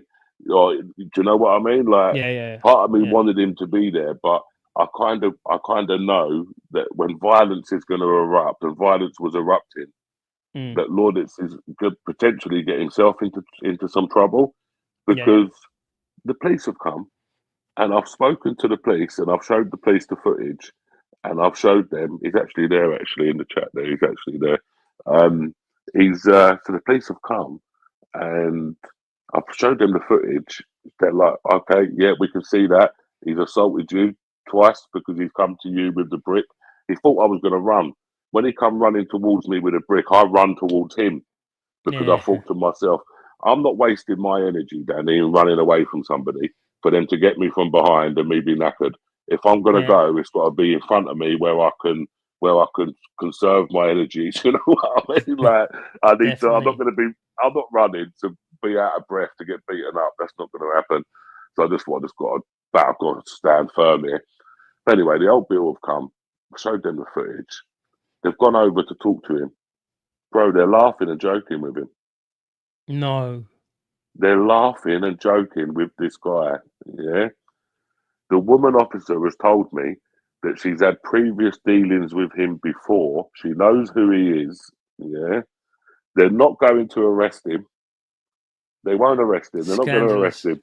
They're having a laugh and joke with him. I said to the officer, if I went over and punched him, I said, would you arrest me? He said, yes. I said, but for him to throw hot liquid in my face, you won't arrest him. He said, no. I said, do you know what you've just done there? I said, you've just caused yourself the biggest problems. I said, that you don't even realise you've caused yet. Yeah, I said, because everything is on record. Yeah, I said, and do you know what? For you to turn around and say that, you are clearly favouring these people over British people. You are Exactly. allowing these. You are complicit with these people attacking us. I was on public land, by the way. I wasn't even on the Colluding as hotel well. property. Colluding as Yeah, well because they're laughing and joking. So they're colluding and they know the person. So it's complicity, it's collusion, it's two-tier system. It's not policing as in the Pelian code, which is, policing by, not by consent, but policing as everyone's kind of equal. Do you know what I mean? It's none of that. yeah. Well, but that's the way. Do you know what? That's the way it should be. We're all equal. We all should be treated the same. Yeah, like if you break the law, you break the law. Yeah, Yeah, like there's no, like I've broken the law before, and I have broken the law, and I've been punished, and I served my punishment, and that's it. That's the end of it. Do you know what I yeah, mean? Like now, it goes against everything I believe in, and I hate to use the word snitch and grass. And yeah, well, I grasped him. Yeah, I went to the police station afterwards. I yeah, walked into that police station. I sat down and I said, no, this is not right. Yeah, this person should not be allowed to be freely walking around the streets. Yeah, mm, because I was on public land. Like he just sees a white person and assumes that he's racist and yeah, then wants to exactly, attack them. Do you know what I mean? exactly. Like, is this what it is? And yeah, I went there. I made a statement. I give a statement. I sent off the bit of footage, yeah, to the police. Mm, Uh, she says to me, and this is what she said to me, like, and obviously I can't prove it, but this is her words. yeah. Don't expect anything to happen to him, And I'll sit there and I think, why would you? So a victim goes to the police station, Danny, to give a statement about somebody, and the police officers try to talk you out of it by saying Yeah. don't expect anything to happen to him. So let's just do a thought experiment. And where have we heard this before? For number one, yeah, this happened to little Yes. girls up in the north in Labour Mm. majority councils, right? So it's the same thing as what's happening. So it's it's an anti-white agenda that the police are actually complicit with. It must be part of their new codes and guidelines, right? And it's not grassing either, because for two things. Number one, I said, remember we were talking earlier, I said that our social contract is gone. So where we would probably let things slide, we're not doing it now. We're not going to have this. Okay, cool. Yeah, you're going to sort it out. We'll trust you that you will sort it out. No, we're gonna have statements. We're going to do this, and also because, like you said, this guy, it's a safety issue that the police are not doing. So you, as a citizen, have to do that safety issue, because you don't know when this person will attack again. You don't know if he's Mm. going to attack the single mother with her child. You don't know if he's going to attack the young 14-year-old boy. Oh, he gives me a dirty look. Oh, I think that guy's racist, and because in my country we can butcher people, I'm going to do that here. So everything on there. This is the way society is going. But for the police to say don't expect anything back, and that's where sometimes as well I think I should start doing a little bit of these hotels, because I think I'd get a different. I think the police would be different. They can't use that you're white. From what we said at the start, you're white, you must be racist. They can't use that. Now what they're going to use? Sometimes they have to go through the system, which is absolutely disgusting. You need to have this in place. A black guy needs to do something so the police won't be racist to white people. It's It's yeah, ludicrous. it's It's ludicrous. ludicrous. Yeah, and to This is think the UK. I remember, and I go out with. We get to like, so this would have been like 99, 2000. Mm, We was coming up from Essex into London, and yeah, there'd be a big group of us, very diverse group, and me being me, I'd be the cocky one, yeah, the typical English geezer or the English bloke at the time. Couple of beers, loud and shouting. My mates used to say to me, "It's all right for you." Because every time the old bill come, these Met police officers, they run straight past you. They go straight for them. Yeah, yeah, and I was always pissed. I never really realised it, and not at the time. But then afterwards, I think to myself, Yeah, you're right. Actually, you're the ones who's getting nicked for drunk and disorderly. And I'm never getting nicked. Do you know what I mean? Like, and I'm never Yeah, getting nicked. And at them times, it was like, at them times, like the people just called it like a white privilege thing. And I used to get like not a lot of stick, but like they'd say to me, like, listen, tonight, look, just keep your fucking mouth shut for fuck's sake, like, because it's all right for you, like you're going home at the end of the day, we're going to lay on blue innit? mattress. And that would have been like 99, 2000 times. Mm. And then to think how like how it's Gone. changed now, yeah, it's done a full circle. Well, Yeah, it's done a 180 really, because it's flipped on its head. yeah. Now, if like I guarantee you, if me and you went to a hotel, Danny, I get it. I guarantee you this. If we went Mm. to a hotel when the police come, they'd make a beeline straight for me. Yeah, of course, 100%. Yeah, a million 100%, percent. and that's what we was doing in Ireland. But Ireland they've got a different system as well. They had a signing in system. They had all these like special cards and shit. But that's what we was trying to do. I was just trying to go into hotel from hotel to try and get in because Yeah, they wouldn't be expecting me, right? yeah. But obviously it didn't work because you needed to sign in from there. But I've always last few months been thinking, maybe it's time we challenge it. Obviously, there's other auditors as well that I speak to, and I say this, and it's true. If the police came there and it was me and you, they'd make a beeline for any white person. Anyone there is Yeah. white. Doesn't matter what capacity they were there in. They would go to them thinking it was them. So what they've done to me at Gatwick, and Lauditz is proof here. Like they live streamed my face on their body cam into their Mm. control room, identified me, and got my details that way. Yeah. Yeah. So when he come back through, he said, "You've got a CP. You've been identified, and you've got a CPW from you're not allowed in Surrey." And I was like, Yeah. "Yeah, yeah, I know. I'm not allowed in Surrey. I know this." But the hotel was actually in Surrey. Yeah, but we was on the All right. Yeah. border. Yeah. Yeah. So I was in breach of this. I'm not even in breach of a CPW, because a CPW ain't nothing. It's just a warning, to say like, if you do come back here, we might upgrade it to a CPN.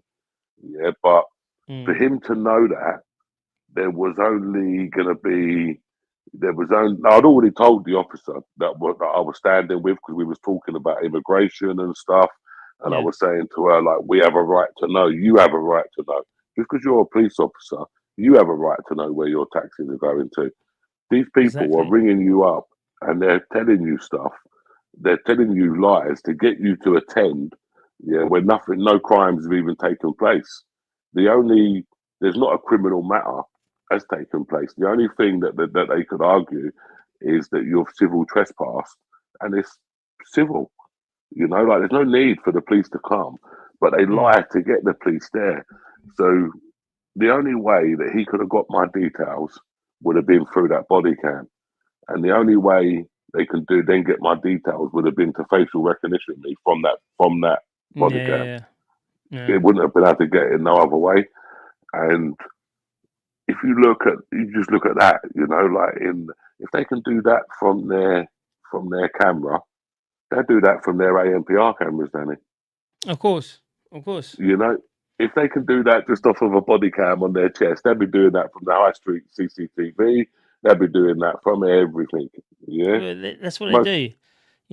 The London, especially London cameras, they've got the facial recognition built into them. So yeah. we know that's what they do now on CCTV. It, and it's just going to move us and I think this is all started in the last few years, last 10, 15 years, and I think it's all part of a plan to oppress us, Of like course, to of keep course it is. us. Of course it is, because you're gonna be around about my age somewhere or another, being raving in the 2000s. So we know that we walked on high streets before that had no CCTV, and when they said they were going to do CCTV, it was kind of like the Snoopers chart when they're looking in your emails and stuff like that. and people were saying no, and they Yeah, said no, it's only for crime, crime prevention purposes, right? yeah, People were up in arms having one CCTV. So from that, and that was less than 30 years ago. It might have been like 31 years ago or whatever, but it's around about 30 years ago that the first camera would have been put in. It might have been a bit after, but just say 30 years. So in that 30-year period, we've gone from zero CCTV to now being able to facially recognize you through a body cam. This is all about oppression. yeah. That acceleration in technology to be able to do that in such a small time is incredible if they haven't got a reason to do it. See, Th- I think of like because it goes back to like tracking you kind of thing, mhm. like to stop you from going to these rallies and these demonstrations and because they can start to Pressure on oppress you, you, of like course. we're going to do this, we're going to be able to do this, we can, like, and then before you know it, you're in a you're in a world of trouble. Like I get it all the time. People say to me like they're going to stitch you up, they're going to lock you up, you're going to get arrested, you're going to get yourself sent to prison, and it's Yeah, going to be, and you ain't going to done nothing wrong, but they're going to stitch you up because yeah, you're showing too much stuff to people where, and it's going to cause problems. And this is why I say to people, like, I don't make these videos for people to get in trouble. Do not go and cause no trouble. Just look at what they're doing mm, and use your power of your pen to, when it comes to voting, if you don't want these people here, then you like what you said, you need to look at the party that is saying they're gone. you exactly. know, and that's it, like that's the way that you do it. And the only way, because the mainstream media are not going to report on this stuff, Yeah, like they're not and going then to this is. show. And that's the thing as well. Sorry to cut in, but on the voting situation bit, people, if you don't vote for Labour, and this I know you got a wide spectrum, in your chat and in your groups and who watch you, it's not just like one section. Mm, But if anyone from any political sphere, if you want deportations of these people in the hotels, they are going to call you a racist, right? So now they're already going to call you that. It doesn't matter if you've been, a Labour your whole entire life. They're going to call you a racist. So now you got to think about the next voting and saying, I'm going to vote. They're going to call me anyway. So let me just vote for what's good for the country and not worry mm, about what these people are going to start calling and whatnot, and go to the marches. And yes, they do. There was that Cambridge woman who she was a tutor, and she said that she wanted mass deportations or something like that. One of the United Kingdom rallies. It wasn't anything inflammatory. She got mm, sacked because someone recognised her, went through the whole situation. She's got to go out, and she's got to go. So they're going to do this no matter who you are. But that's only to stop people from voting against what the government wants. And at the moment, they want these people to come in. yeah. You go like, so I went to the Great British National Strike Mm, over at Southend. Yeah, I went to the yeah, Southend one. I knew everybody was going to be in London with their cameras, and I thought, no point, like you just go somewhere where no one's going to be. So I went to this one anyway, and it was probably about 80% women, 10%, 20% men, yeah, and even talking to some of these lefties, and afterwards, I actually had them agreeing on some of, like, not our views, but on views that I had, mm, and I was like, so like, why on earth? How are you standing there? You're calling these people fascists, and you're calling these people whatever. The real fascist is you, because you're mm. the one who is shouting over these people because you don't want them to have a voice, you Exactly. know, because they Uh, hold a different opinion to you, like that's the real fascism, like, exactly. We hold a different. Or I hold a different opinion to, a lot of people that's me. So when I don't try and say you can't do this if you don't agree with me. You just got other Yeah, people just got different opinions. But those on the left and those who are very active in the counter protests or whatever, they're the real fascists because they're trying to say, all right, cool. If you don't agree with me, then I'm going to shout over you and not let you speak. And if I yeah, can, I'll make sure that I'll take away your job, I'll take away your family, I'll do everything we can to stop you from speaking. Depends on what level you are. And we see it time and time again. The Daily Mail say, "Oh look, there's three lads in a group having a fight." So the pictures took, and it says something like far right thugs fighting, but then they've got all the people in the background. So these yeah, people in the background with their faces showing, now their job might say, "Oh, hang on a minute, that's Dave. I didn't know he was far right because he's at the yeah. march. I'm going to sack him." This is the levels they do to try Well, to stop people. So we just got to say, do you know what? If people are going to call it, yeah, right, then accept it because in your hearts of heart what you are. So what does it matter yeah. if what anyone else thinks? Well, I've had That's the this way. discussion in my Mm, area with my locals because they know what yeah, videos I make. Um, I live in a predominantly Muslim area, yeah, um, and I've got neighbours that are Indian, Pakistanis, and Muslims and Hindus all over in this yeah, little cul-de-sac where I'm at, and well, quite a big cul-de-sac. But anyway, so we was talking the other day, and they said, "Are you not?" I said, "Like they said, are you not worried about when, like, if people start finding out where you live and causing you trouble?" And I was mm, like, "No," and it was like, I was like, "No, not at all." And they was looking at me like I was mad, and I said, "Because I know that my neighbours that are all different cultures are all going to come out and turn around and say, no, no, you got this wrong. He's not yeah, racist at exactly. all. Like it's not going to. So I kind of feel like a little bit protected in that way. But when I was at that Great National British March, and I got talking to a young black lad, Mm, probably late teens, early 20s, but very early 20s, late teens, and he aligned himself straight away with the stand up to racism. mm, And so I made a beeline for him because I could see that he was green to what was going on. So I thought, right, mm. let me speak. I want to find out what made him. I knew already what he was going to say, yeah, but I wanted to for him to say it, and just so I could show again how people are. People shouldn't just look at one thing and not know the bigger picture. So I said to him, like, what made you join this group? And he was like, well, because they've got the stand up to racism sign. And I was like, okay. I said, so are any of them like over there racist? Well, they've got like the Union Jacks and stuff like this. I said, does that make them racist?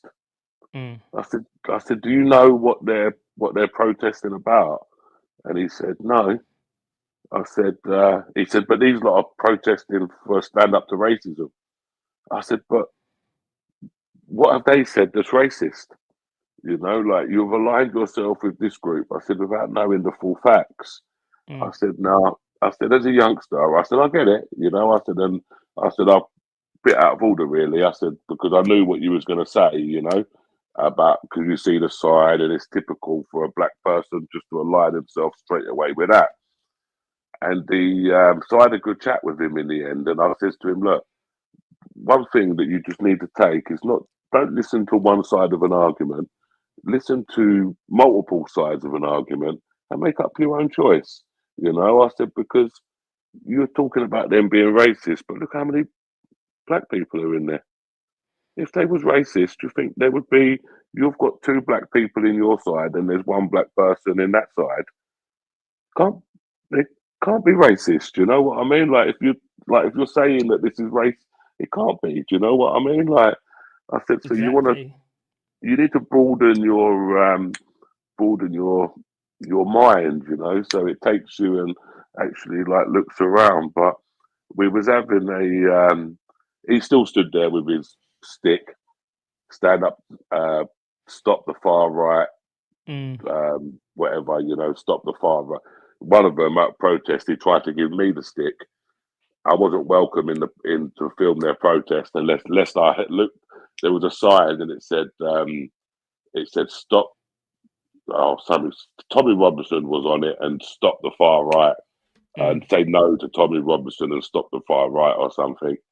And they was like these lot was proper trying to get me to hold this banner saying stop Tommy Robinson and the far right. And I was like, no, you know. And they was like, why are you not holding it? And I was like, because I don't want to hold it. You know, like they no, but if you want to be here, you must hold this You've stick. got to do it. And I'm like, no, you know, like I'm looking around. I want to make my own judgment. Yeah, and after I make my own judgment, maybe I might align myself with you. Maybe I might align myself with the other side. But I'm a free person, and I should be entitled to look around, look at what leaflets you're giving out, see if I actually believe in this stuff. No, Exactly. that wasn't good enough for them. Yeah, that was not good enough for them at all. And then I ended up getting arrested that day, which I have a civil claim going through at the moment. So that should be settled within the next month or two. Right. Wrongful And arrest then. oh mate, 100%. I was doing nothing wrong. I was just filming. They attacked me. Started hitting me with flags and sticks, Oh then shit. placards. The police come, separated us. They was trying to get me arrested, Yeah. and then I started walking up towards Trafalgar Square from Whitehall, and some of them branched off, got around, got in front of me, and I just not flipped, but when he come along with his stick and his flag, I just moved it out of the way. And you know, the moment I touched that Palestinian flag, that was it. Arrested. I was arrested. Yeah, I was taken up to Northumberland Park. They wanted my details, but I had all of these stand up to racism videos on me. They was pressing me for my details. And I was just thought to myself, I'm not giving my details in front of these people. Do you know what I mean? Like, I'm not doing it, you know? And that was it. They took me round to their little makeshift police station, searched my bag, and then found my ID and said, go on, you're free to go now. And I was like, okay, thank you very much. But it was just all a ploy. Do you know what I mean? Like, it was just all a ploy. Of course. Just to obtain my details. And this is exactly what it was at these last couple of hotels. I've been assaulted. I've had numerous allegations made against me. And the first instance, what the police do is come straight to me, grab me and put handcuffs on me, put me under arrest. Exactly. Without no questions. No questions. That's it. You was there. You're white, so you must be the problem. You know, I do the same with the left. You know, you was trying to get their points of view and whatnot. I do that every protest. I try and get to the left, and there's always the police that will always, and it's like a repetitive thing now. Now the liaison officer will come and do it, and I'll get someone on the camera and say, "Come on, let's do it." And they'll say, Danny, you can't go and speak to them. And I'll be like, okay, that's the left over there. Yes. This is the right over here. Yes. They're calling these people racist, but you're telling me I'm more safe with the racists than with the anti-racists. And always the LB was all like, oh shit, I can't really say nothing.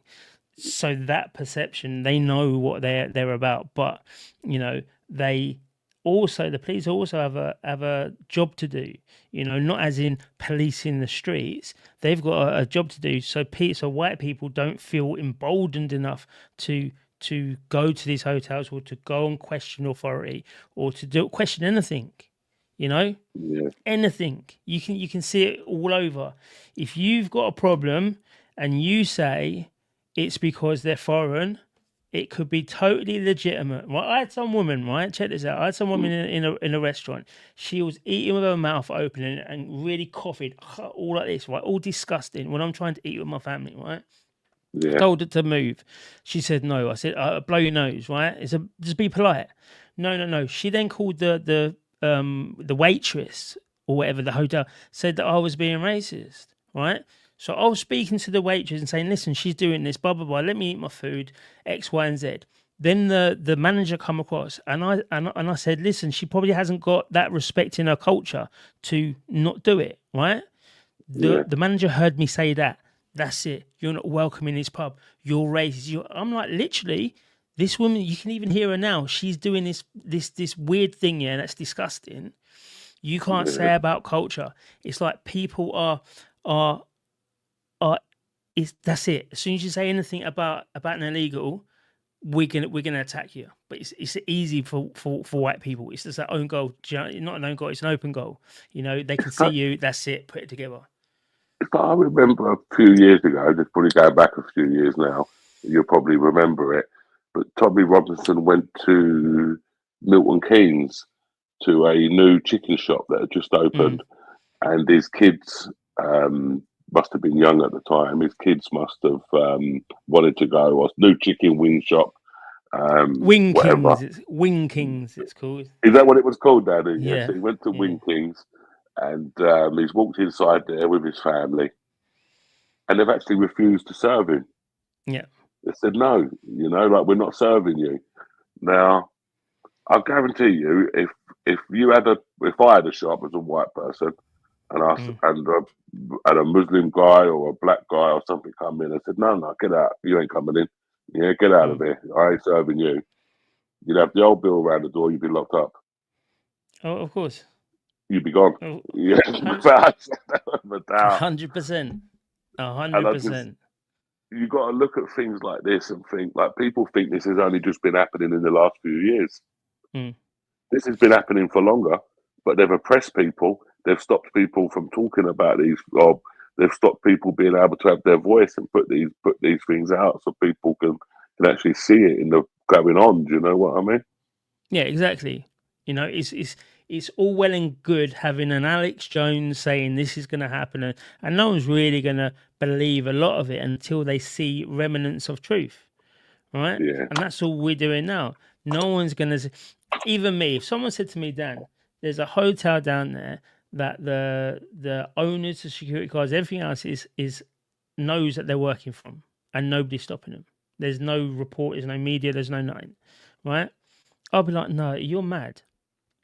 I wouldn't even believe it because that's so, like, that's never going to happen. That's a step too far. That's criminality being allowed to happen, right? Even though I know how corrupt the government, the police, and all this are, I know how bad they are. I still wouldn't believe it until I see it. And then with your video, I'm seeing it, and I'm like, whoa! Now anything goes. You know what I mean? The Deliveroo people who use different profile faces. That's happening all the time now. The Uber people who haven't got the license. That's happening all the time because I've seen it happen, you know?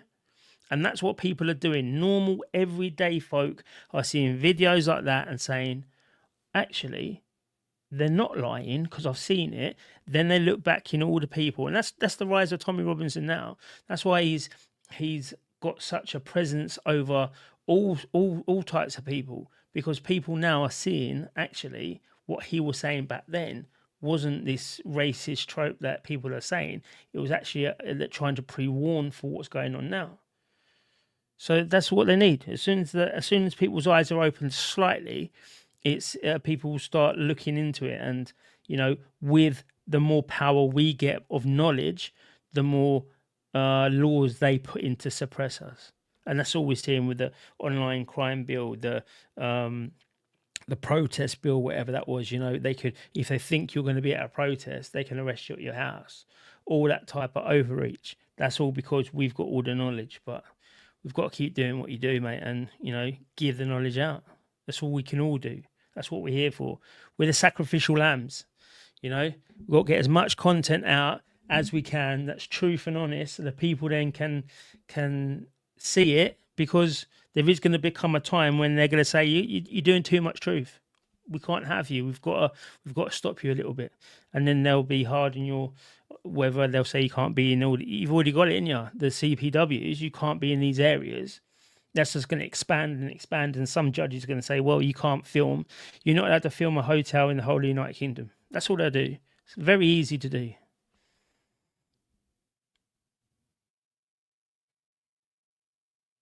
Hello?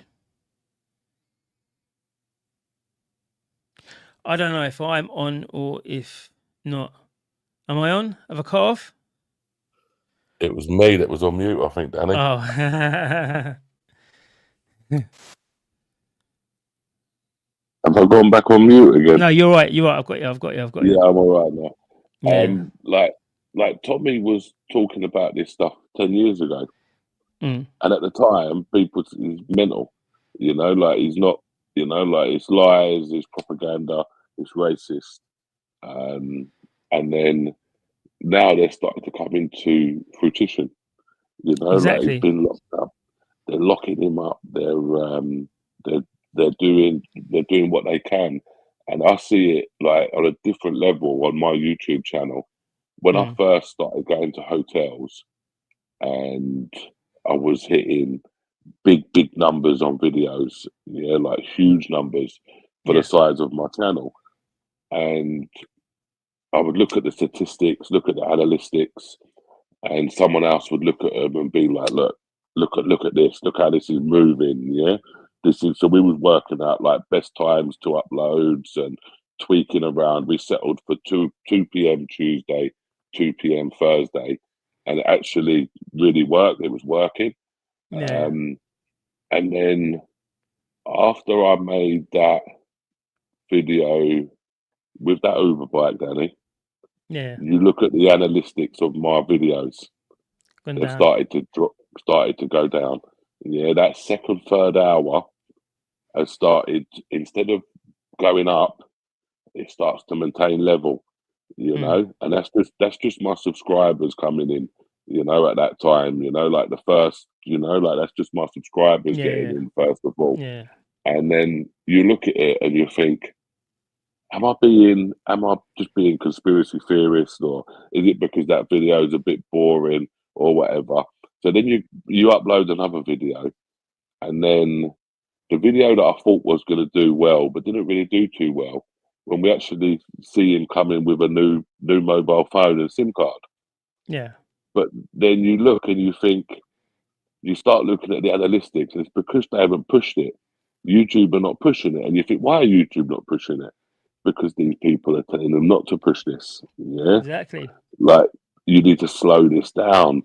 You know, like when you start to get, like, I think it was like nearly 500,000 views on X, and people are Mm. talking about it, and not just people, not just your average Joe. You're getting influential people talking about them. You're getting people with high profiles, you know, like talking about it. And then they think to themselves, "Oh no, mate, you need to Can't have slow back that. down again. And You need to slow back that's what down it again." was. And that's at the beginning. I thought, oh, do you know what? It's not the fact that, it's all being suppressed. It's there's not enough people like me out there. But then I just get down to it and I say, listen, it's suppressed. Yeah, I had my whole YouTube demonetized over, false allegations that they said I was spreading a lot of misinformation, which I wasn't. Obviously, I've got it back. But it just kills you, and once you're on that kind of, and that's why the subscribers are so important, because once you personally are on that kind of maintaining, it's the subscribers that need to push it. So when people are like, oh, share this, share this, share it, and they keep saying it, but it's important for when people are shadow banned, because then that will actually spike a different algorithm. When people will share it, like a mm, lot of people, the algorithm will just pick it up anyway and then start pushing it. My YouTube, some of my worst videos have actually got loads of views on YouTube just for that factor. People coming out and they're yeah, just sharing, just to share. Your people are going to be on there. Everyone just share this, and you'll see it will like kind of jump in the algorithm, because it's a robot or whatever. It's numbers. It's a program. It will just pick it up automatically. But that we shouldn't have to do these types of things. I've got one no, point. I've got I'm trying to get, because I'm on I can do it on my phone actually. See my YouTube, right? I've got like 30 this is the difference. I've got 30,000 views on my YouTube, right? yeah, This month. That's it. That's just all. That's from all my live streams and whatnot. And on my X, Give me 1 second. Oh, you'd be through the roof on X. On my X account, I've got. I don't know. Let me get my video up. Oh, where am I? Sorry. So on my X, I've got. I don't know if you can see that 1.4 million. Yeah, 1.4 Right. million there. Yeah, And that's in the impressive. last. That's in the last. What are we talking? That's in the last. Can you see that? That's in the last 7 days. So in the last 7 days, I've had 1.4 million people, 1.4 million impressions, right? And on YouTube, I've only got 30,000, and it's near enough the same content.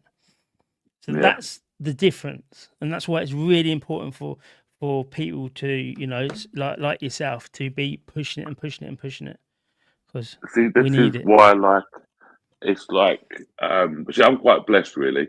Yeah, that I've built up in the last 6 months.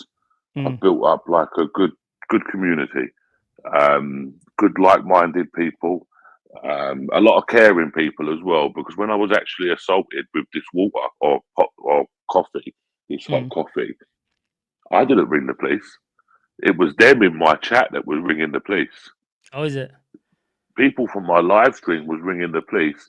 People was then coming back into the live stream and telling the chat, because I've looked back over it, Danny, and it's like people are coming back in and saying, I've rung 999. They've said they've had multiple calls about this now. They're attending. Can people stop calling? Yeah.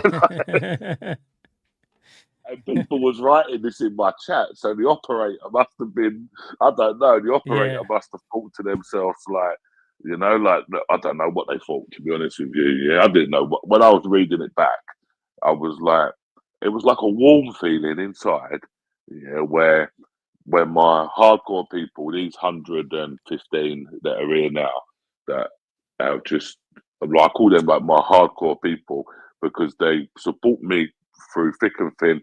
They know that, because I always say to them as well, like, if I'm going to say something to you, what I see at this hotel, if I see it with my eye, but I can't necessarily get it on cam, but I tell you this, and I tell you it's a fact.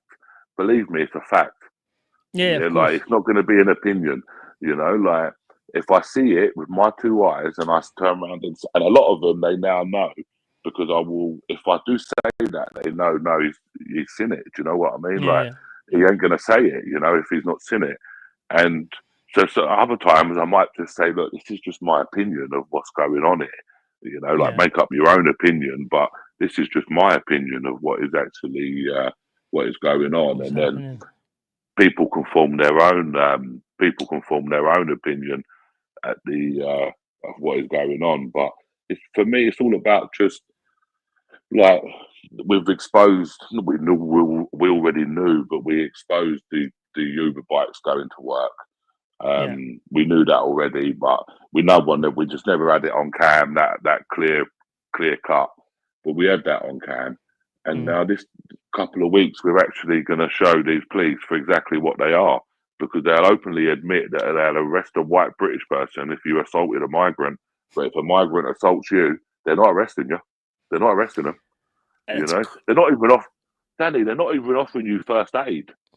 Yeah, so I'm standing crazy, there, bruv, with coffee, a burn on my neck, a burn on my hand, yeah, on my right finger, on my little finger. When I see you, I'll tell you how the burn on the finger come about. But it was. But that's the thing. They know, the police know what tactics this is. You know, that's a prison tactics to make the sugar stay on your skin and burn your face off. That's a high level assault. That could be a chemical. That could be like classed as a chemical assault. I would want it to be classed as that, because the reactions of the sugar sticking onto your skin, if it was at the right temperature. It's just the fact that you're lucky that these people, you know, don't know how to do things properly, because that could have gone south very quick, just on the coffee. When he come, like, I've kind of read it, you know, like, it was the only thing in his hand, yeah, and it was just, so I slipped the phone in the pocket just before he threw it, and then I kind of, like, I had my baseball cap on and sunglasses, and before I see him put his arm back, I knew it was coming. So I put my head down because I knew that Yeah. it was coming towards me. So I just thought, you know what? Yeah, just let the baseball cap take it, let the glasses take it. GoPro can be replaced, glass, everything can be replaced. You know what I mean? Like it's not a problem.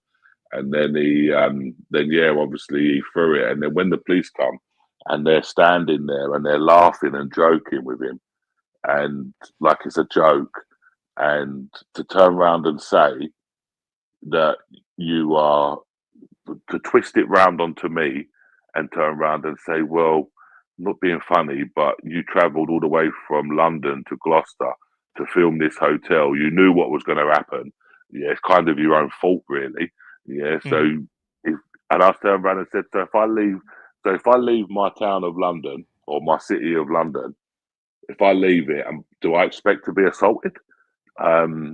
Is that the norm? Clearly these days, yes. If I leave London, is this what it's going to be? And they haven't really, they actually didn't really have an answer, really, to be honest with you. But and the point that I did make as well to my viewers is, it's not necessarily these guys on the ground that are making these decisions. These are just the people that are stuck on the public facing role. The people that are sitting in the offices and stuff that are giving these people orders, they're the ones that need to be exposed, because it's the sergeants and inspectors that are also passing it down to them and saying, don't do this, don't do that, do this, do that, regardless of what these police officers actually think. But to say I would arrest you for assaulting one of them, but not arrest him for assaulting you, was a joke. Exactly, but you're giving him too much. You're giving him too much leeway there, because I get what you're saying about it's not the police; they're just following orders and all that. But we've been through that through COVID and all that. And cool, if they generally don't agree with what's going on, they should then be doing their internal stuff in the police on the people who are above him and exposing it, whistleblowing, going to people like you and saying, like what happened in Tommy in prison. He's got a anyway, there's a whistleblower line that will be directly to certain people, and it's working. Clearly it worked, because he knew about the Long Lartin attack before anyone else, before the media could even hide it. They had to put it out. And that's important. So that's what we need in the police. We don't see that. So I say that if they don't speak out against it, sorry, you're complicit for it. Yeah.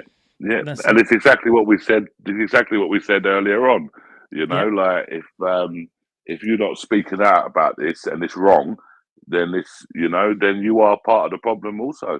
Like this. That was That's, I don't know. It's just getting these migrant hotels though. They're getting a lot more. It's like they've been sat down and spoken to by the police, the security, and they've been, because these were using words that migrants don't use, like these security guys. Yeah, they was using words and sentences that they don't use. And the moment they see me, they wanted to go hands on straight away. These security guys. Now, I don't want to talk about too much about other people's videos, but Truth Hurts has got a video. It's going to come out soon. Truth Hurts 101, and he got manhandled by security. And he got arrested as well for being having racist abuse against him. And he got arrested, or something. He got arrested for being the racist, and he did nothing wrong. He might have got punched. I'm not sure. I can't remember. I like old Truth Hurts. And he got arrested for being white as well. So it happens across the board. So have you been to Manson? Manson, no. Where's Manson? Manson's at in Kent. Come down, we'll all go down there. We'll all go down there, because it's amazing. It's an amazing. It's the old MOD site. It's all deregulated and that, but it's a mad little area. It's right like the migrant camp on one side of the road, and then you've got a housing estate on the other side. And this housing estate has a lot of children in, and then further on down you've just got houses, and it's just crazy the way that they put them in there. But I went there. I've been there 3 times. And the second time, I got chased by Mighty, who know me anyway, by the security guards, Mighty, in the security van. They chased the car. They followed the car all the way home. It's only when I got to like near where I am, I looked in the mirror, and I was like, "That's a Mighty van." And I was like, "No." So I took a few turnings, and he was turning as well. I was like, "You cheeky cunt!" Parking the McDonald's and they had to go. So that's a good one to get though. If you are down these ways, it's not a hotel, so it's different, but it's the detention center. It's where you can't get in there. Huh? You can't get in. You can't get inside. You can't get inside, but DJ Audits flew a drone all the way across, and that I was think accepted. Laudits has been there. And is he? I'd have to have a look at that. Yeah, he's one of the ones I've just come across as well, Laudits. So I'm not familiar with too much of his work. Yeah, so I think he took DJ Audits there, I believe. They was there together. Did they speak to an old guy in a car? No, not in this one. I don't know. All I know is was it DJ Audits? Or DJE Media? No, it's DJE Media. It's the Sarah Bullock guy. The Sarah Bullock. What was that? Nicola Bullen. It's the guy who did all that. Yeah, Bully. That's the one. So that's DJE, isn't it? It's DJE. Yeah. Yeah, it's DJE. Yeah, that's my best mate. Oh, is it? So he flew a drone. No. That's tongue. That's tongue. He don't like me. Yeah. Oh, doesn't he? No, he doesn't like me. Yeah, he doesn't. He don't like me. I don't really like him either. Is it because you're an auditor, or you know him in real life? No, I don't know. I've never met him in real life. But listen, he's not here to defend himself, so I'm not really going to slag him off. But it's a lot of people are going to know about his history and his history around women previous to Nicola Bully. And it's not right. Do you know what I mean? Like you can't, all I'm going to say, fuck it. Someone who changes their name, Danny, multiple times, you've got something to hide. Do you know what I mean? And like, you get put on sex offender register lists and things like this. You don't get put on these sort of things for no reason, guys. You know, like he was tricking. Is that what? Okay. Bro, he tricked women into sending him dirty pictures, like pretending he was a photographer. Well, he is a photographer. He's not pretending. He obviously is. He's got a YouTube channel. But he said they wanted him to model he wanted them to model gym stuff, some women, but he was a scam just to get them in sexy stuff. And you look at it and you think, and just the way that he is with women in videos, it's kind of creepy, you know. Like, and I've always turned around and said, you know, like I'm going to get a big enough channel, and I'm going to, when I see you, like you give it all the big and all the time. He tried to give it to me over the internet, and I just said to him, listen, don't bother. Yeah, when I see you face to face, and you'll be at one of these protests, we can talk to each other, and I'm going to out you in front of everybody, and I'm going to show all these people exactly what you are. You know, like you are wrong. Do you know what I mean? Like, and if half these people knew what you was doing, like that sort of behaviour with women, they wouldn't have you around them, guys.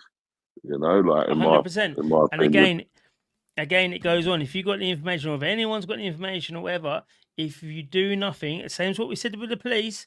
If you do nothing, you're complicit to that behaviour. Doesn't matter. Yes. You know, if I knew something, on it, and it's that terrible, you know, I'm gonna be saying it. Otherwise, people are gonna be like, "Hang on, Dan, you're kind of accepting that." Do you know what I mean?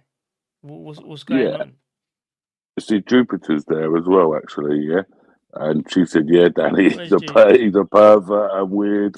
Yeah, I'm on the wrong bit of the live. Oh, hang on a minute. I'm on the wrong bit of the comments. So cool. So I didn't know that. She said he's a pervert and weird. Paul Thorpe has him as a mod. I didn't know that. Yeah. To be honest with you. Apparently. we'll talk afterwards anyway. Not about thinking about because he's very he seems to be in a lot of things. Same as Paul Thorpe seems to be in a lot of fucking people's business. Do you know what I mean? All these wrong people Yeah, seem to have a lot of be in places where they shouldn't be. You know, that's yeah, you interesting know, with old. Because that would be the third time. That would be the second. The first time was he changed his name for because of the Nicola Bully case that he was doing, and no, the no, police were no, after him.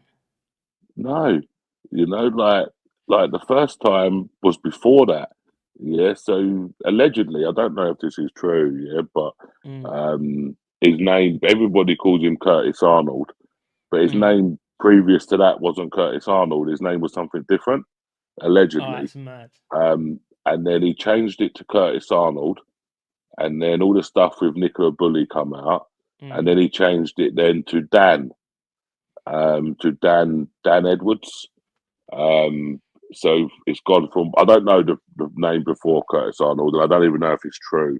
Yeah, Yeah, but yeah, yeah. that was so I'm just it's only what somebody's told me. But if you if you keep changing your name and stuff, there's a reason for it. Do you know what I mean? Like there's not a yeah, there's a reason for it. And people have actually sent me stuff, and it's Mm. him. You can't get away. It's him. Yeah, there's voice notes. I've got voice notes and stuff. Yeah, where people have sent me and like, look, yeah, this is him, isn't it? And I'm like, yeah, yeah, you can't get away from it. It's definitely him, you know. And he's like blatantly what he's doing. And but again, I've never published them, but you know, I just wait till I see him, and ideally, I'd like to see him. I know I'd like to see him at I'd like to see him at one of these protests. You know, like when he's got, you know, like there's a few people around, and be Mm. like, listen, look at this, yeah, look at this, and then show them and say that's him. Yeah, you can't, you know, he shouldn't be around people. You know, like he should be turfed out, but. That's a Exactly. yeah. It's listen. I'm gonna I'm look not. into that. People turn around and say, "Oh yeah," but he got his granny to take penalty points for him for speeding. Who Yeah. hasn't done something like this? Do you know what I mean? Like, I don't want to incriminate myself and say I've got my granny to do that. Yeah, because Well, I if I certainly could, didn't. I would. Yeah, 100%. but Yeah. do you know what I mean? Like, you know, like you run a red light and your granny's not don't gonna drive anyway. Do you know what I mean? Insurance ain't gonna go up. So Yeah. yeah, I don't really. I'm not agreeing with it, but I'm not thinking. I'm not disagreeing with it either. But it's uh, it's just the women stuff that put me off. Do you know what I mean? And like when you watch his videos, it's very creepy towards women. Like you know, like it's very yeah, it just gives me such a fucking bad fire. I don't really watch Mm. them to be honest with you, but It's it's dodgy as well. I don't like people like I've seen him at a protest before, and normally people are like, "Yeah, you're right, Dan. How you doing?" And they kind of disappear because I'm talking. So I'm talking normally, like, and I turned around and I see him still standing there, and I was like, "Oh, you're that DJ geezer." He was like, "Yeah, yeah." And I was like, "You recording?" He was like, "Yeah, I'm always recording." And I was like, "You're literally just standing next to me. I'm having a conversation. Where's that going to go?" Do you know what I mean? So I don't yeah, like people who do that. And then ever since then, I've always been like, "Oh my god!" When I see him like in a little in the media bit, I'm always like, "Oh fuck's sake!" I've got to really remember because I speak very freely, and you know, certain things is not it's not acceptable because you know it's not my protest or whatever. Do you know what I mean? Or I'm mm. having my or I'm doing something. Oh, these guys are cunt and all that stuff, causing I'm, drama. it's not about causing drama. I don't like people turn around and say, "Oh yeah, if you do it in front of like all the football boys and you out him for a nonce in front of everybody, what do you expect's going to happen?" You know. And I turn around and I say, "You know what? Like, you, if you put yourself in them positions, you must deal with the consequences." You know, like Mm. if you want to go swimming, you must get wet. You know, like, and Exactly. You know, and I've that's when seen I've seen this guy, Daddy, make videos, and be like not very nice to women. The old man's turned up to have him, and he's run for his life, and he's calling the police. Please come quick, help me, please, I'm scared. And I'm thinking to myself, like, you go to make these videos, bro, to get this reaction, and when you've got the reaction, you're actually on the phone to the old Bill, running down the road, telling everybody, I'm scared, and then to have the audacity to actually put that out in a video, I'd be too embarrassed to put it out in a video. It wouldn't happen because I would have run, but you'd be too. I'd be embarrassed, like to think it'd be to think it was thingy, It was. It's normal, acceptable. See, like even Jupiter said, like he's been in pubs recording and leering on women and stuff. Do you know what I mean? Like it's crazy, That's crazy. That is. That needs to be done. But yeah, that needs to be because these people as well, they get into situations, they get into areas, and it causes all sorts of problems, and people. I don't know, that's a different story for a different day. But it does cause trouble when people ain't really vetted, and then they put into places like, he's sound. It's like, how do you know that person? Oh, because this person said he was sound. So does anyone actually know who he is? Well, no, we don't. And then it turns out it's somebody with a not so good history, or is a reporter, or is a left wing person trying to get information. I don't know his things, but I know like a lot of people got locked up over his footage for all the riots up and down the country. They can't really blame him for that because mainstream media was there as well. But I would like to think you'd be a little bit careful of what you actually put out. If people was actually going to start to get, well, you don't know, people get locked up, and you're there for the content, so you can't really blame the fella for that, really. Yeah, but there's ways of doing it as well. Because like when I first did my first thing was the Black Lives Matter, you can't tackle racism on your knees at Wembley, right? So we was going all over the place. We've got this big banner, right? All Lives Matter in the middle, in the height of, obviously it was in the European World Cup, the European Championships. So it's in the height of Black Lives Matter. So we're going through everywhere. I'm live streaming and all that, and then all of a sudden, group of it was England, Scotland, I think it was, or it might have been Scotland, someone else, but Scotland Antifa were there, and he walked past me and he said, "Hey, you know Tommy Robinson, didn't you?" And I was like, yeah. And he said, "You can suck my dick too." And I was like, "What? Who is he?" And the person I was with was like, "That's Antifa from up there. We know who these people are." Like, do you know what I mean? And we was like, "How have they got it?" And they got it through the live stream. They've literally just been walking, and we went down the bottom. Trafalgar Square by Whitehall. They were there. It's like they're watching you on live stream. So from that point in time, I very rarely do I live stream now. I'll do a video, and when I do, I try and cut people out, because this is what people do. This is what the police do. They've got teams of people to watch the live streams. So if you don't get caught there and then, they know exactly. They put, like you said, they put you through the facial recognition, so they're at your door by the morning. You still got a hangover.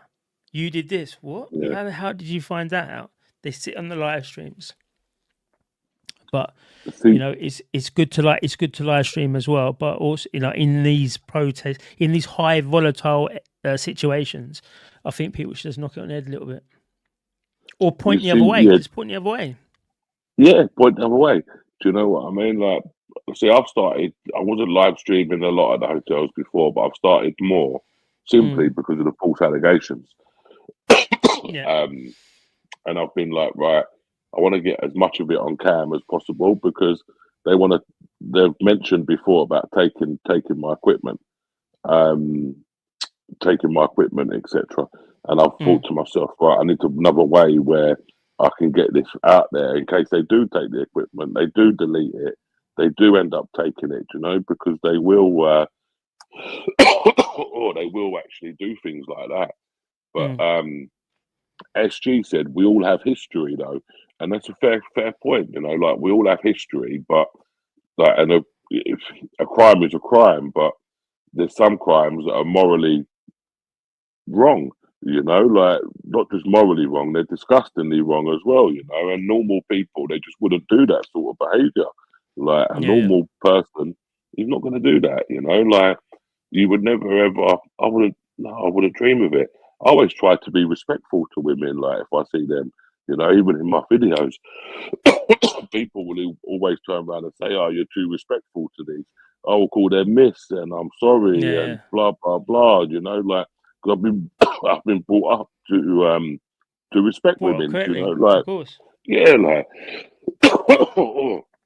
to respect women and to make sure they're okay. But mate, them days are where we grow up are long gone now, because we'd grow up and you probably from the same sort of age, but if an old person got on a bus or something, you would stand up, you'd let them sit down. Yeah, Like you'd be told to do that from an early age, so you just knew that it was correct thing to do. But I mm. guarantee you go on the train tomorrow morning on the underground, you'll see men sitting down, and you'll see old women just hanging onto the rails. Yeah, Like, and you look at it and you think, you stand up and you give your seat, and then thank you very much, and you look around at these other people and you're like where has society gone? But then in the flip side, Danny, I've done that not too long ago, and I said to this woman, I said, yeah, I said, you can take the seat. You mm. male chauvinist pig. You think I can't? And I was sitting there and I thought to myself, wow, yeah, like, wow, like, bro, if I go downstairs with the missus to get in the car, I'll open the door for her. Do you know what I mean? Yeah, Like, to the car, it's just like a common courteous that's thing what to you do. do. And I was just like, when I said this to the woman, and she was like, you think I can't? I just thought to myself, crikey, yeah. And it's people like that as well that are that are that are diluting it as well.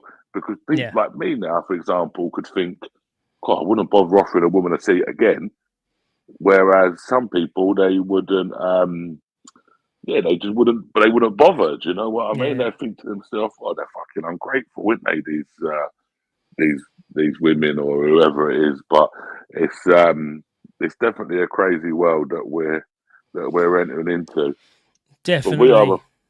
we are approaching nearly. Well, we're over 2.5 hours, and originally I was actually going to call this an hour with AY. Yeah, it's actually it's gone for 2.5 hours, more than 2.5 hours. But It's time gone obviously goes quick. quick, mate. When It you're having does. fun, time obviously goes quick. Yeah. Definitely, Um. definitely. So I'm gonna get ready to wrap it up. But Lisa's been dropping Danny's link in the channel. Angela's been Thank dropping you. it. Go and give him Thank a you. sub, Thank guys. you. Yeah, look at his stuff. Because like it's important. You know what I mean? Like it's go and have a look at it. See, open your eyes. See what's Yeah, around. exactly. We all do different bits, but ultimately, it's all just a little bit to open your eyes on that on that subject or that little section. So that's why you see my sub list. I sub to all sorts of people because it's so broad. It gives me the best way, the best information. Yeah, and you are part of it as well, AY. You do a very, very good job at it as well. So um, Yeah, yeah, thanks for we're doing trying. it, mate. No, We're trying, bro. you're Yeah. putting yourself out there.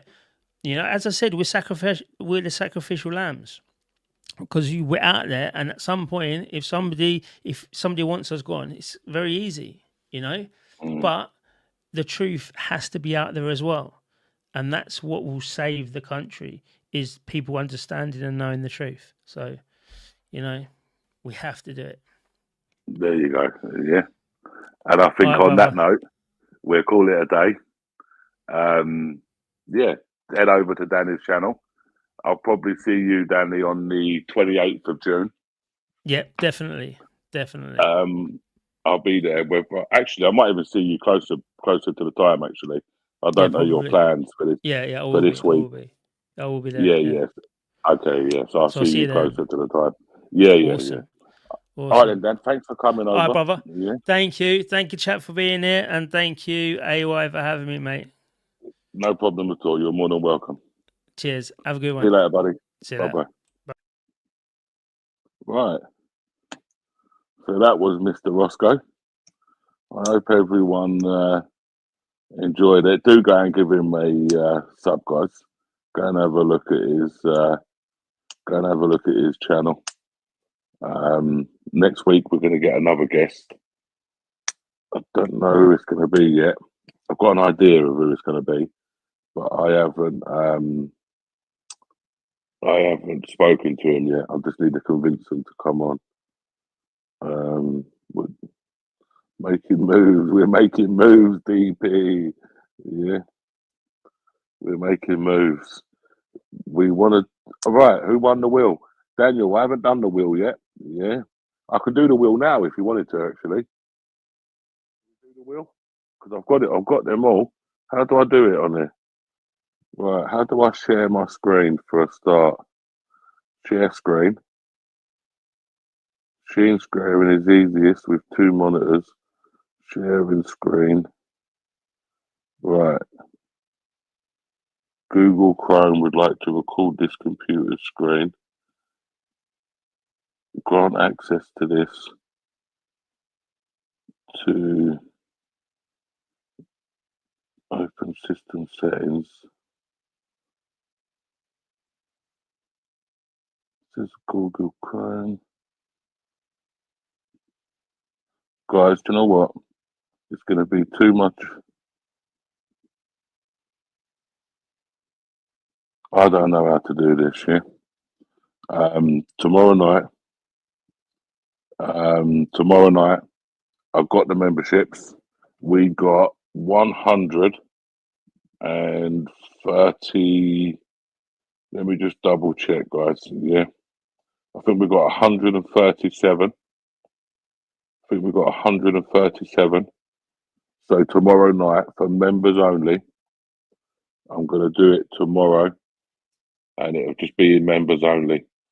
And somebody. No, I'm giving more than that, SG. I think worked it out. I think it worked out at 92 pounds, I think. No, Angela. Yeah, it wasn't that at all. Wasn't that? I don't know how to do it actually. Oh, you know what? I want to do it now. How do I do this? Share screen. Share screen. Tap a tab to share. So I haven't got select a tab to share. I don't know how to do it. I need to do it from my phone. How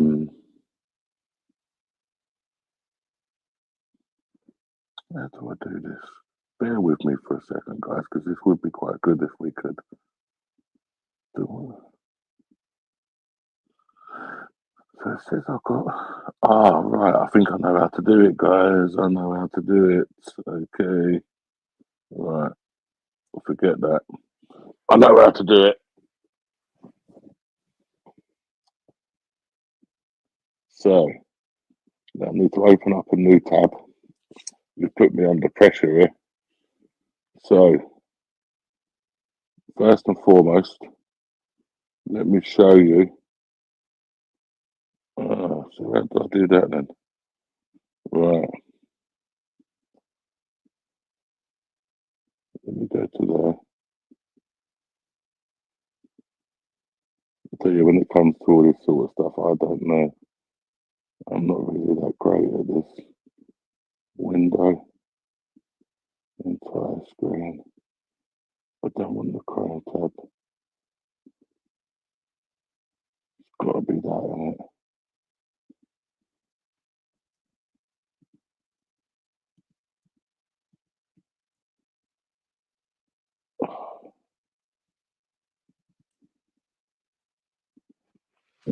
Let's see.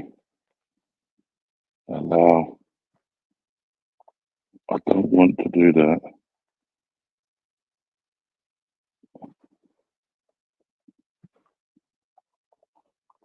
Angela, what do you mean you feel terrible now?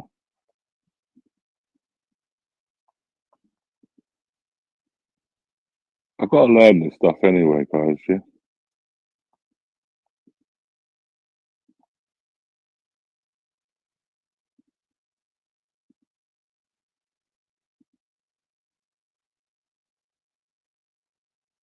So how do I do that then?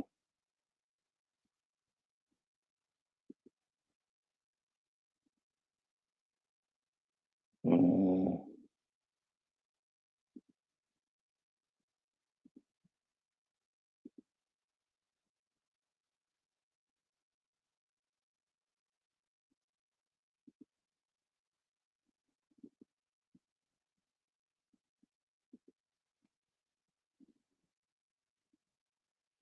why is it only that? Right. So let me cancel that one out. So I'm just talking to myself here. Yeah. Bear with me for a second. Um,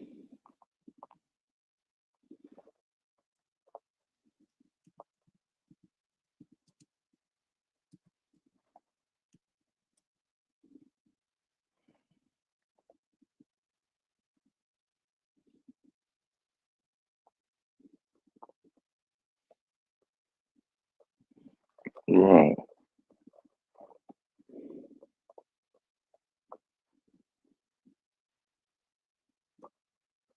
So let me try this now.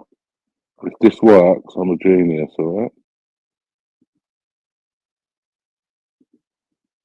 So, guys, you should be all be able to see my screen.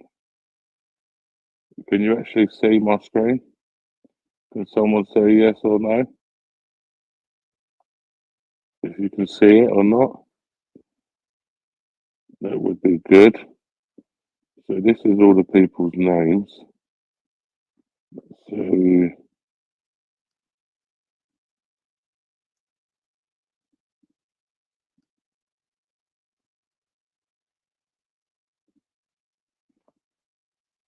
let me get all the people into that little sidebar.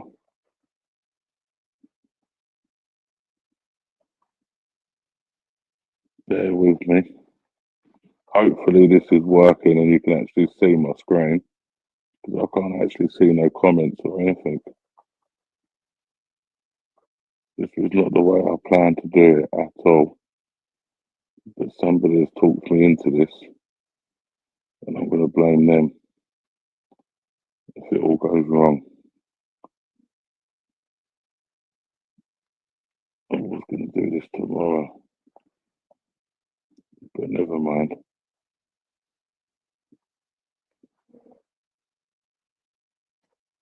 Let's have a look.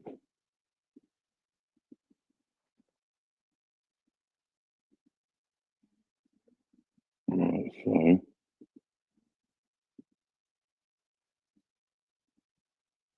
right, let's go back to here quickly.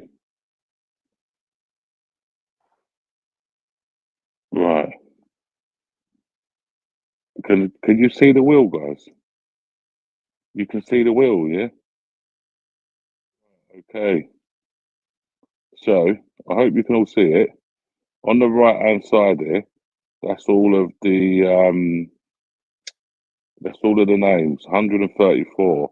Yeah. Let me exit the full screen and let me go back to this one just so you can actually see everything. Oh, so this is all the people's names. Everyone who's a member is on there. You can all see it. Shall we spin? Are you ready? You ready? One. Just hold on. I'm not ready. I'm saying, are you ready? But I'm not even ready. Wait there, Angela, because you might be winning in a minute. So, guys, spinning. We are spinning.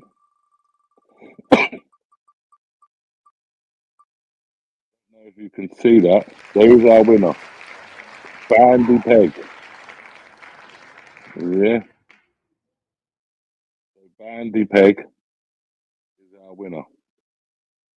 Bandy Peg has won a £90 voucher of their choice.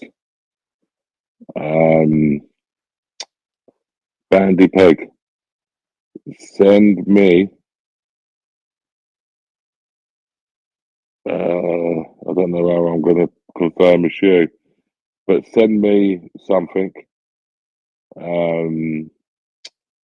Send me a DM or comment on this. I might actually cut this bit out actually and just restart it on another video and then just put it into members only. But we all know that Bandy Peg is the winner.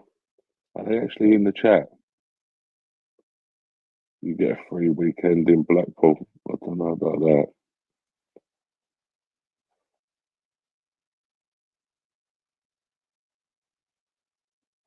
So Bandy Peg was the first winner. I wonder if they got gifted that membership or whether they bought it themselves.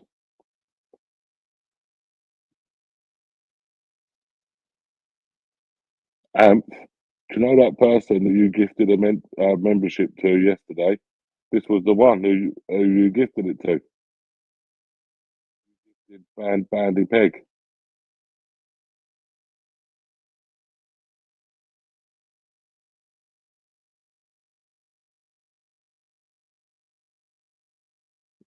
Bandy Peg to day one, his next hotel inspection.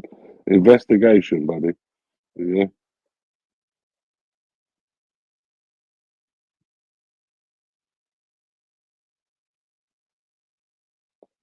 Angela, DM me on X. So let's lose that now. So we know Bandy Peg won it anyway, yeah? Let me take a picture of it. And I suppose you can't get no fairer than that, can you, guys? That was a fair way of doing it, I suppose, wasn't it? And we actually learned something. There'd be too many Bandy Pegs coming in. There's a lot of Bandy Pegs around. They're all identified as Bandy Pegs. I'll have to cut that bit out, I suppose. Delete the evidence, re-roll.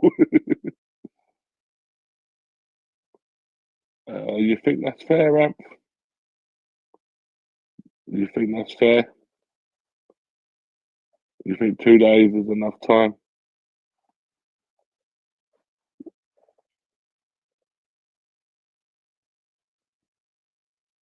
You think 2 days is enough time, buddy? Okay, we'll give them two days to claim. Oh, no, Jenny's saying no. That's not Daniel saying a week. Do you know what we'll do? I'll tell you what we'll do.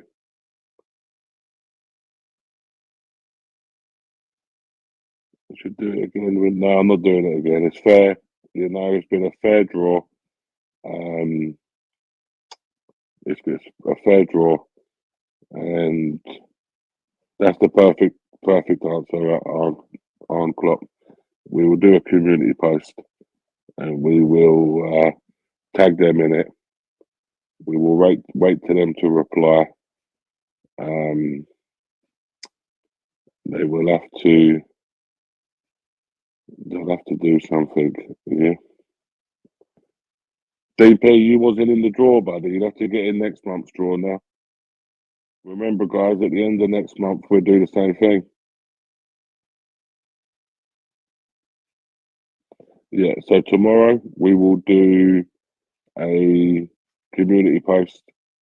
We'll let them know their prize is there to claim. If no claim has been made within 7 days, we will no, at the end of the month. I know 7 days, 7 days, and then we will redraw it.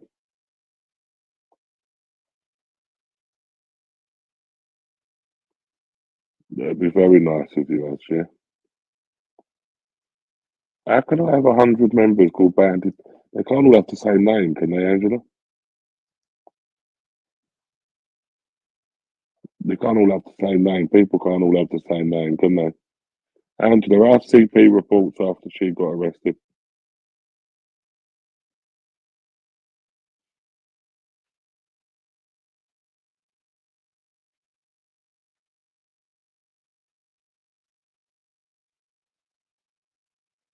Oh, so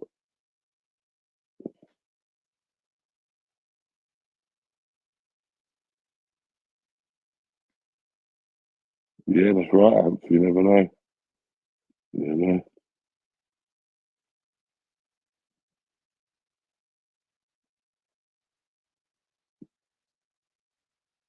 you never know. Right. So, guys, I'm going to call it a night. 12 o'clock, because I'm going to be for an hour. Gone for free. I'm not going to respin it, David. You're not even in the draw, guys. So there's no point you. There's no point you moaning, mate. You're not even in the draw. There you go, DP. All this. Big up your chest, DP. My good God, DP. If I've got some juicy videos coming in the next couple of weeks, my good God, I might have to nick your intro. Yes, guys, welcome back to another juicy one.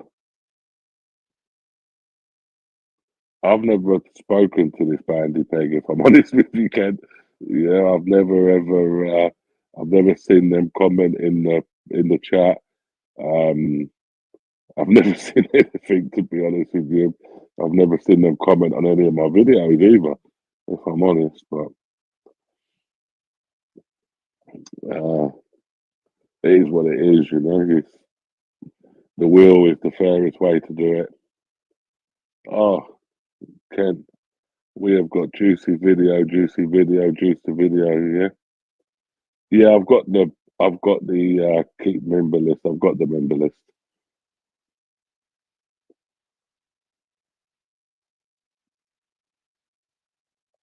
It would have to. We'd have to do a poll, Angela. Yeah, we'd have to do something. You know, like we'd have to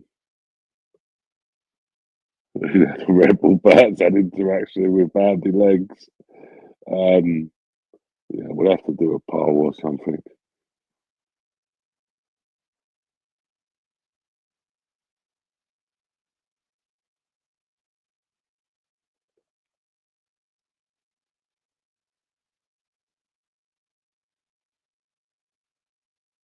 I don't even bother with intros really, DP.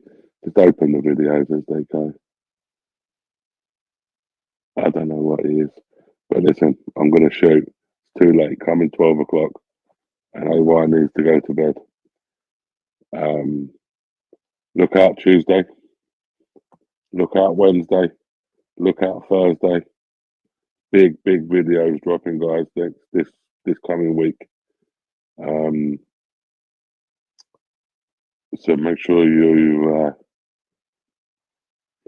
ready for them.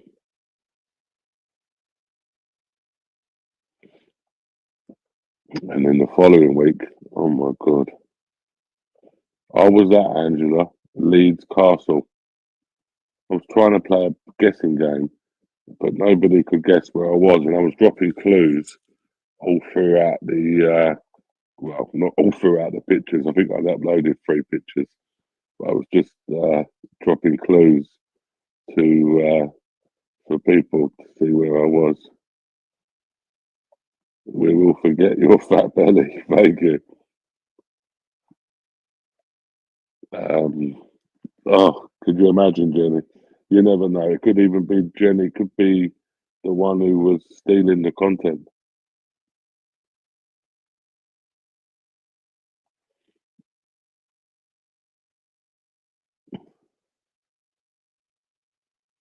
And I wouldn't have sat there, keep spinning and spinning and spinning that wheel all night. Yeah.